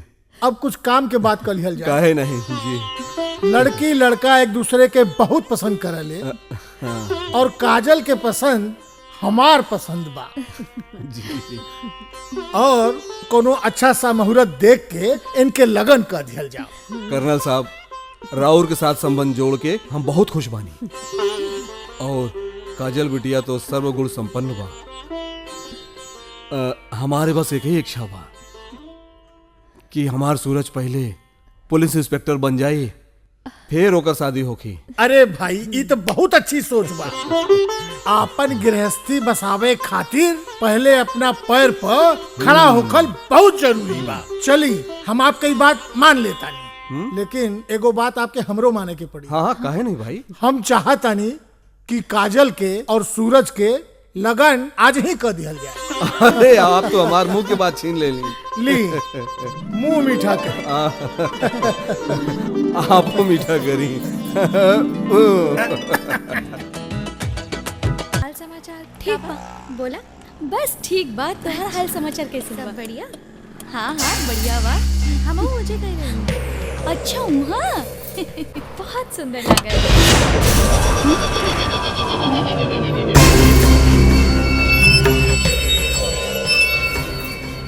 कहाँ जात बड़ू कविता रानी? अपना कविता के रसपान ना करेबू? हमार रास्ता छोड़ा रोहन। अरे रानी तू का उन लफंगन के साथे घूम के अपन जवानी बर्बाद करता रहे हैं? अरे हमरा साथे चला हमरा। हम तो है ना रानी बना के रखा। रानी चल। हमार हाथ छोड़ा रोहन। का?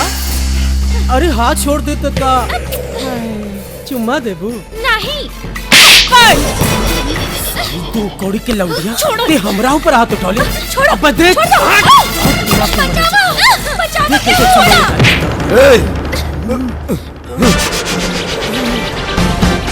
चुम्मा लेने के बहुत शौक है ना तोहरा के।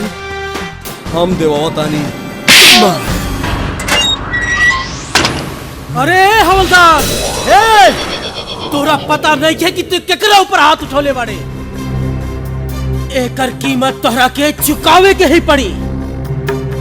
ते अपना जिंदगी में सबसे बड़ा गलती कैले बाड़े हवलदार। तोर बुरा टाइम शुरू हो गए तोर बुरा टाइम। चुप! ये थाना तोरे अमीर बाप के फार्म हाउस नहीं।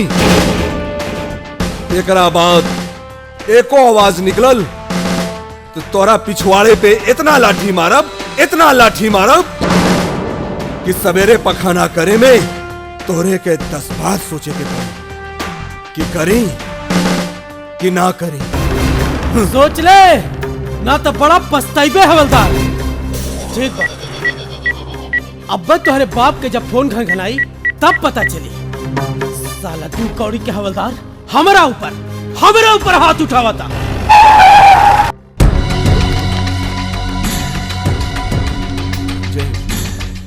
राम नरेश जी, ये लड़का के तू गिरफ्तार कर लिया? हाँ सर, का करी? ई सरे बाजार एगो लड़की के साथ जबरदस्ती करत रहल। तेरा पता बा ये केकर लड़का है? विधायक दिलीप सिंह के। अरे साहेब, विधायक के लड़का है तो का भइल? एकरा के बीच बाजार में एक लड़की के छेड़े के लाइसेंस मिल गई। राम नरेश जी, तू कोनो बात के समझे के कोशिश क्या करेला? सर, यस सर, सर वो हवलदार ना पहचान लगा सर।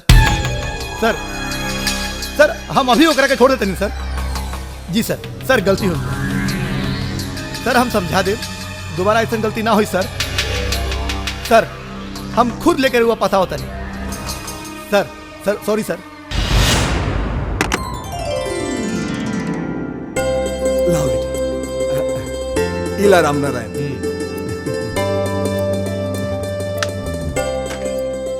पैर छुआ। खुश रहो। राम नरेश, हमनी के एक के साथे पुलिस के ट्रेनिंग कैनी था और एक साथ एक ही थाना में ड्यूटी भी ज्वाइन कैली, लेकिन हमनी के दोस्ती रिश्तेदारी में बदल जाई ये कबो नहीं सोचली। राम नारायण ही तो हार बड़ापन है। खुश तो हम बहुत बानी, काहे कि बैठे बिठाए आकाश ऐसे हमें दामाद मिल गई। राम नारायण, सविता बिटिया से कुछ पूछेगा तो पूछ ली। अरे काहे शर्मिंदा करत बड़ा हो राम नरेश, कोनो अच्छा मुहूर्त निकाल के ब्याह के तैयारी करा। तो फिर इला मिठाई खा। अब हम दोस्त से संधि बन गई नी।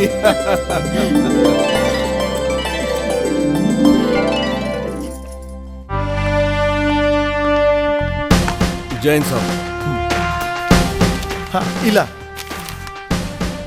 ये का है साहब? जौन बात के डर रहे उहे भइल है।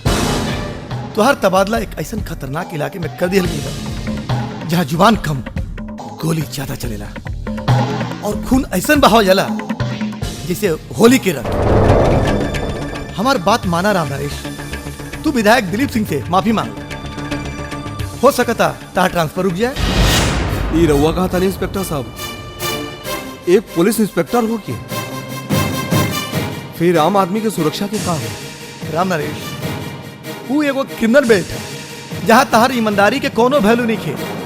अगर हम सिर्फ अपने बारे में सोचले रहते इंस्पेक्टर साहब, तो ये पुलिस फोर्स कब्बो हम ज्वाइन ना करती। और हमरा खातिर ई सिर्फ नौकरी ना, एगो जिम्मेदारी है। हम काले जाके ज्वाइन कर लेता नहीं। जय हिंद। शुक्ला जी नमस्कार। नमस्ते नमस्ते। शुक्ला जी प्रणाम। प्रणाम प्रणाम। नमस्ते शुक्ला जी। नमस्ते नमस्ते शुक्ला जी। नमस्ते नमस्ते मास्टर जी, का हाल चाल बा? शुक्ला जी, ए बारी के चुनाव आप ही जितबे, लेकिन का अपने जेकरा सामने खड़ा भइल बानी ओकरा के भवानी सपोर्ट करता नहीं, अपने के डर नहीं खिलागत। अरे डर डर का है का? पब्लिक के प्यार बा, भगवान पे भरोसा रखी, सब ठीक हो जाए। अच्छा नमस्ते शुक्ला जी। नमस्ते।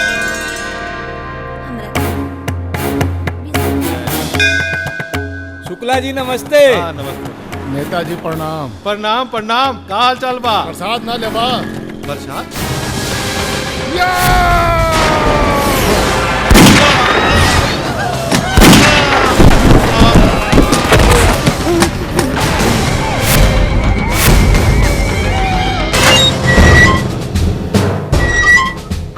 भवानी, अब देखा तानी कि तू हमारा हाथ से कैसे बचत अड़े। तो अपराध के जड़ में कानून का ऐसन कील ठोकब कि तो सारी जिंदगी जेल में चक्की पीसत बीती। तानी के सब जने कान खोल के सुन जा, ये गवाह के कल हम कोर्ट में पेश करत तानी भवानी के खिलाफ। अब देखा तानी कि हमारा हाथ से कैसे बचत अड़े।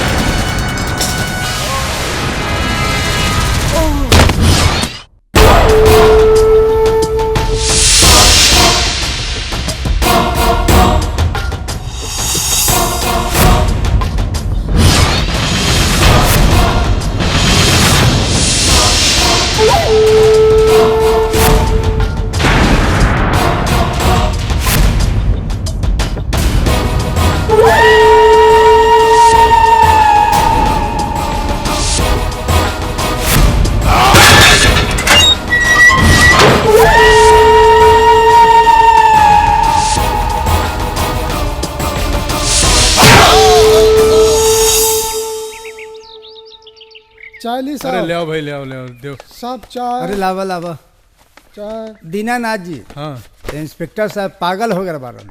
अभी नया नया पोस्टिंग है, बहुत जोश बा। धीरे धीरे सगरो पागलपन दूर हो जाई और होश आ जाई। रउआ ठीक कहता नहीं, का जरूरत रहे भवानी सिंह से पंगा लेवे के, वो बिना मतलब। वो का है, हर महीना ई थाना में भवानी सिंह के भेजल रुपया से भरल मिठाई के डब्बा आ जाला। खा के चुप रहे के चाहेनू। देखा ना, खाम खा एगो फूल वाला बेचारे के जान चल गई। अरे भाई, खून का डब्बा साफ ना भइल का? अरे जल्दी करें, इंस्पेक्टर साहब आते हुए हैं। रुको भैया रुको।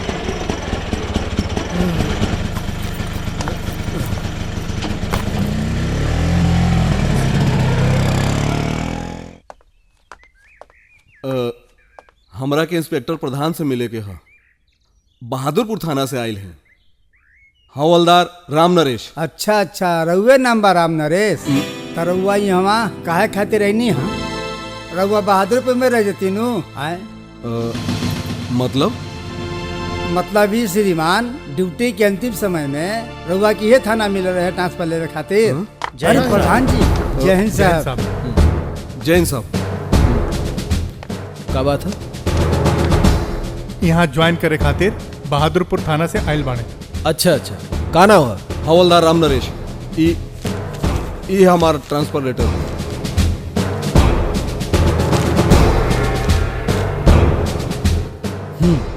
ठीक बा। दीनानाथ जी साहब। खाना पूर्ति करके एकरा के फाइल में लगा था।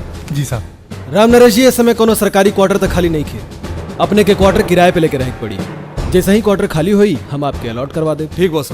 दीनानाथ जी साहब। राम नरेश जी नया हो, तनी इनकरा के क्वार्टर दिलवावे में मदद करा। जी साहब। जय हिंद। छोड़ दो भाई। हाँ संभाल के बेटा, साइकिल जरा संभाल के। बाबूजी, हाँ हमने के यहाँ कब तक रहल जाई? अरे बेटी, जब तक सरकारी क्वार्टर ना मिल जाए तब तक। उठाओ। और सरकारी क्वार्टर कब तक मिली? अरे जब सरकार चाहिए बेटी तबे ना मिली। और सरकार कब तक चाहिए? नया जगह बा, कुछ दिन यहाँ रह लेबो तभी यो जगह अच्छा लागे लगी। राम नरेश जी नमस्कार। आइए। नमस्ते नमस्ते। आइए दीनानाथ जी। और कोनो बात के तकलीफ तो नहीं के? ना ना ना, बिल्कुल ना। तोरा सहयोग से तो इस जगह हमरा के मिल गई। अच्छा अच्छा। और सब? अब बस सब ठीक है। अरे सूरज बेटा, एगो कुर्सी तो लेके आवा। जी बाबूजी। और सब मजे मजे पहुंच गए ना? अच्छा सब ठीक है। दीनानाथ जी हमार बेटा सूरज, ये हमार बेटिया सविता, देव की हमार पत्नी। अच्छा अच्छा, नमस्कार। ये हमार परिवार। हाँ हाँ, बहुत बढ़िया बहुत बढ़िया। राम नरेश जी, हाँ आप लोगन के कोनो बात की तकलीफ होगी तो हमरा के बता दे। हाँ हाँ, काहे नहीं। ऐसा हो कि एगो जरूरी बात आपके बतावे के रहे। हाँ हाँ। उ ई कि इहाँ बड़ा संभल के रहब। काहे कि यहाँ के माहौल कुछ ठीक नहीं खे। यहाँ अपन आँख कान सब बंद रखब। बात ई भवानी सिंह के इलाका है। यहाँ अपने काम से काम रखने में ही भलाई बा। हाँ जी। काहे कि आप लोग यहाँ नया बानी। ये सब बतावेला अपन फर्ज बा। हाँ अच्छा, तो हम चलते हैं। बहुत बहुत धन्यवाद। थाने में मुलाकात है। नमस्ते।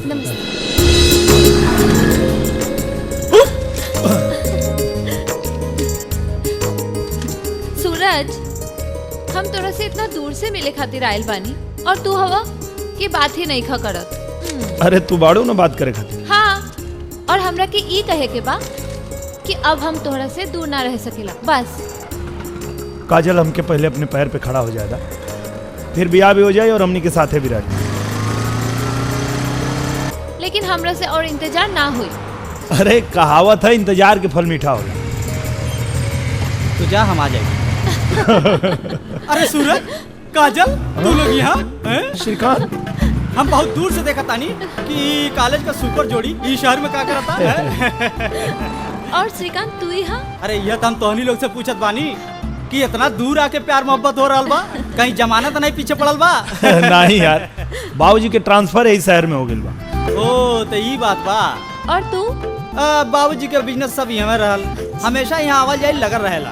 काहे फूल का धंधा बगा? तोहार मजाक के आदत गई नहीं। अच्छा ये बतावा तो हम लोग बियाह कैलक नया भइल ले। हम तो तब से तैयार बानी, पर ये सूरज माने तब ना। अरे यार सूरज, ये तो काजल के साथ अन्याय है यार। अरे यार श्रीकांत, शादी विवाह बड़ा जिम्मेदारी काम है और ओकरा खातिर कंधा मजबूत होके के चाहिए। वैसा हूँ इनका वजन बहुत ज्यादा। बिया कल ऐसा मंत्र बता दे कि वजन भारी ना हल्का लागी। अच्छा। अरे हाँ यार, मंत्र से एक बात याद आ गई। रघु, श्याम और कविता भी यही शहर में मंत्र फूक रहल बाने। गिली गिली छू बाबा, गिली गिली छू। गिली गिली छू मतलब? अरे यार, भूत प्रेत भगावे का धंधा शुरू कैले बाने। पूरा ताम झाम के साथ इनका धंधा जोरों पर चला था। अच्छा। हर केहू के जबान पर एक ही नाम बा, गिली गिली छू बाबा, गिली गिली छू। ले बाबू ये तोर हिस्सा। बस इतने? अतः का पूरी दुनिया लूट बसा रहू। अला उतना देत है कम हो। ला भाई तू सूरज, मैं मान ले तू ले ला। सूरज कहाँ बरे? होने देखा महाराज। अरे सूरज तू ही हवा आजा भाई। अरे का रे यार, मजा आ गई। तू आ गई। आओ बेटा बेटा बेटा बेटा बेटा बेटा। या तू बड़ा बढ़िया कहला यार, सही जगह आ गई। समझ लग बहुत सही जगह आ गईला सूरज। कौनो तरह के प्रॉब्लम हो, भूत पिचास प्रेत बाधा, सब संकट हमने दूर सारे मार पनही अब लगला सरऊ घर हम धंधा करे। ई सब माया जाल जौन फैलाइल गल हो वो देश के अंदर जेकरे कोनो समझदारी ना। वो सब तो ठीक है यार, लेकिन कोनो दिन अगर ये सब भेद खुल गई, हाँ, तो फिर क्यों बचा ना पाई? तो का बताई सूरज, कॉलेज की मजाक सच हो गई। रघु के जल्दी जल्दी पैसा कमावे के लालच रहल और यही जल्दी जल्दी पैसा कमावे के लालच में फरेब के धंधा शुरू कर देलस और हमरा के भी यही में घसीट देलस। इंडिया टॉप कैले रहले। पढ़ाई के ना लिखे के ठप्पो का संग नौकरी दे तो है घर में, आवे ना जाए के। अच्छा ठीक बा, अब चुप रहा। अरे मर्दे का बताई भाई साहब, कमाल का धंधा। सूरज ही समझ ला कि ना फिटकिरी ना हरदी ना हर रंग एकदम चौक। इतना ना माल कमात है भाई कि नौकरी में भला कहाँ मिले इतना। ना भैया, सही बोला तू रघु भैया। देखा भाई, हम तो दोस्त हैं, सलाह दे हमारा फर्ज रहे, हम बता दें। बाकी जैसे तू लोग की इच्छा। अच्छा हम चलम ना, तो देर हुई तो माई बाबूजी परेशान हुई। हे भाई, सलाह तो तू ठीक है देला, लेकिन एगो बात बतावा, देश का बाबा टीवी पे बैठ के छकले हवा जगह पकड़ा गए हूँ। हम बहुत जल्दी टीवी पे बैठ के देखबा ना माले कमा लोग भाई, हम चलत है नहीं तो बाबूजी परेशान हुई। बाबूजी? हाँ, बाबूजी के ट्रांसफर एजे हो गए। अरे अरे भैया तो कमाल हो गई। अब एक के शहर में हमने बानी तो मुलाकात तो भी करी। बिल्कुल। अच्छा चला चला। अच्छा सुना, हाँ, बाहर में हमारे दूसरे चेला खड़ा हुई, तेरे उन्हें के भेद साया का हिस्सा ले ले। जरूर। हाँ भैया, तनी अच्छा जयराम। देवकी इला मिठाई। अरे का बात है जी, बड़ा खुश लगता है। अरे पहले मुंह खोला, मिठाई खा। बुझाता कि कोनो खजाना मिल गइल बा। हमार खातिर तो ये खजाना ही बा। का भइल? सूरज इंस्पेक्टर के परीक्षा में पास हो गइल बा। हमके कुछ ना पता, हमके पैसा चाहिए, पार्टी चाहिए, पार्टी बस। चला, आज तू लोग की मिठाई खिला देता हूँ। अरे सिर्फ मिठाई से नहीं काम चले वाला बा। हाँ सही बात बा। एगो बात बतावा कि बहन की ब्याह तय हो गई, तू कॉलेज टॉप कर देलो, तो हाँ नौकरियों करीब करीब क्वालिफाइड कर ले बड़ो। हे मर्दे, तू आज बिहान का के ले पड़ो, पार्टी देबा कि नौटंकी करो? इतना खुशी के मौके में महाराज जोरदार पार्टी होके चाहिए। का हो? हाँ, और का एकदम करेक्ट। और सुनो, पार्टी में खाली मिठाई ना चाहिए, खंभा चाहिए, खंभा। अरे ना ना ना ना, हम दारू शराब ना पी ले भाई। अरे तो तू ना पियाला तो हमनी के पिया सकेला महाराज। का हो? एकदम सही। अरे यार लेकिन अब लेकिन मत करा भाई, तू दारू मत पिया। हमने कहा कहत मानी कि तू पिया, तो के हमने ऐसा जगह ले आई चलब ना सूरज कि बिना पियले 5 बोतल के नशा हो जाए एकदम। बिना पियले नशा? शराब में नहीं है। हाँ, लेकिन कोनो काम के अति ठीक ना होला, समझ ला? एकदम बराबर। लेकिन ऐसे टाइम पर होश के करा रहेला कि फायदा का नुकसान का। देखा साकाल खोपड़ी खड़ा है सरऊ। अरे अरे साला, वहाँ तो बड़ा हीरो बनत रहे हैं, अब युवा हीरो बन के बताओ। अबे गंजा सारे, भाग जा सारे, नहीं तो कपारे पे आलू का खेती उगा दे, समझ ले। का सूरज ठीक काली ने? चुप साल। सॉरी भाई, थोड़ा नशा में हो गया, माफ कर दे, जायदा। अरे सरऊ मुंडे जल गौरैया, भाग जा सराव ने तो अगली बार तो बालों बनाओ जरूरत ना पड़ी। अरे सारे को ढेर नशा हो गया बा। हाँ सारे नहीं था बड़ी मार मारो टकला उड़ा दे सारे। अरे सारा मार सारा छोड़ दे सारा।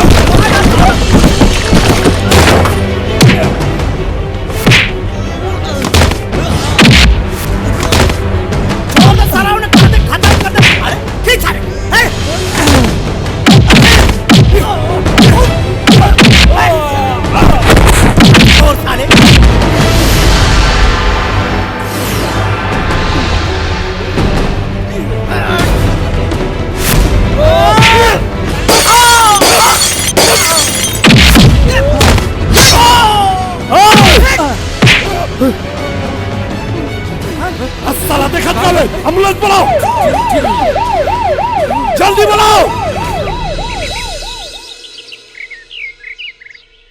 सूरज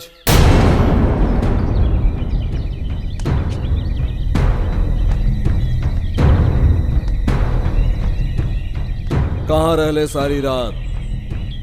श्रीकांत के एक्सीडेंट हो गए तो हॉस्पिटल। हॉस्पिटल से पहले कहाँ रहले? बाबूजी बाबूजी क्या करते नहीं जी? शान लड़के पर हाथ उठाते नहीं। देवकी ये हमार सूरज ना गुंडा हो गई बाई, शराब पी के मारपीट करत बाई।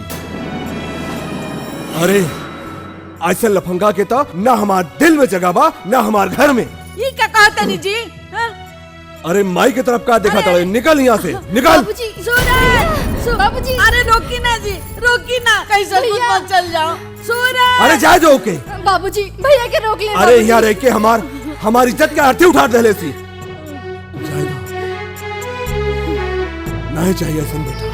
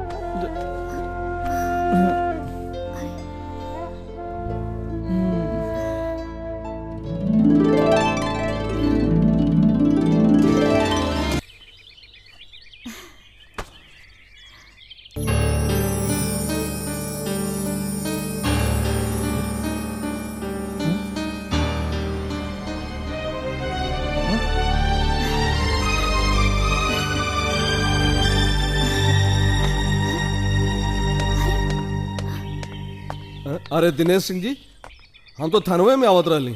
रउआ लेटर नहीं प्रधान जी दे ले बार। अच्छा हम चलत आनी। अच्छा अच्छा।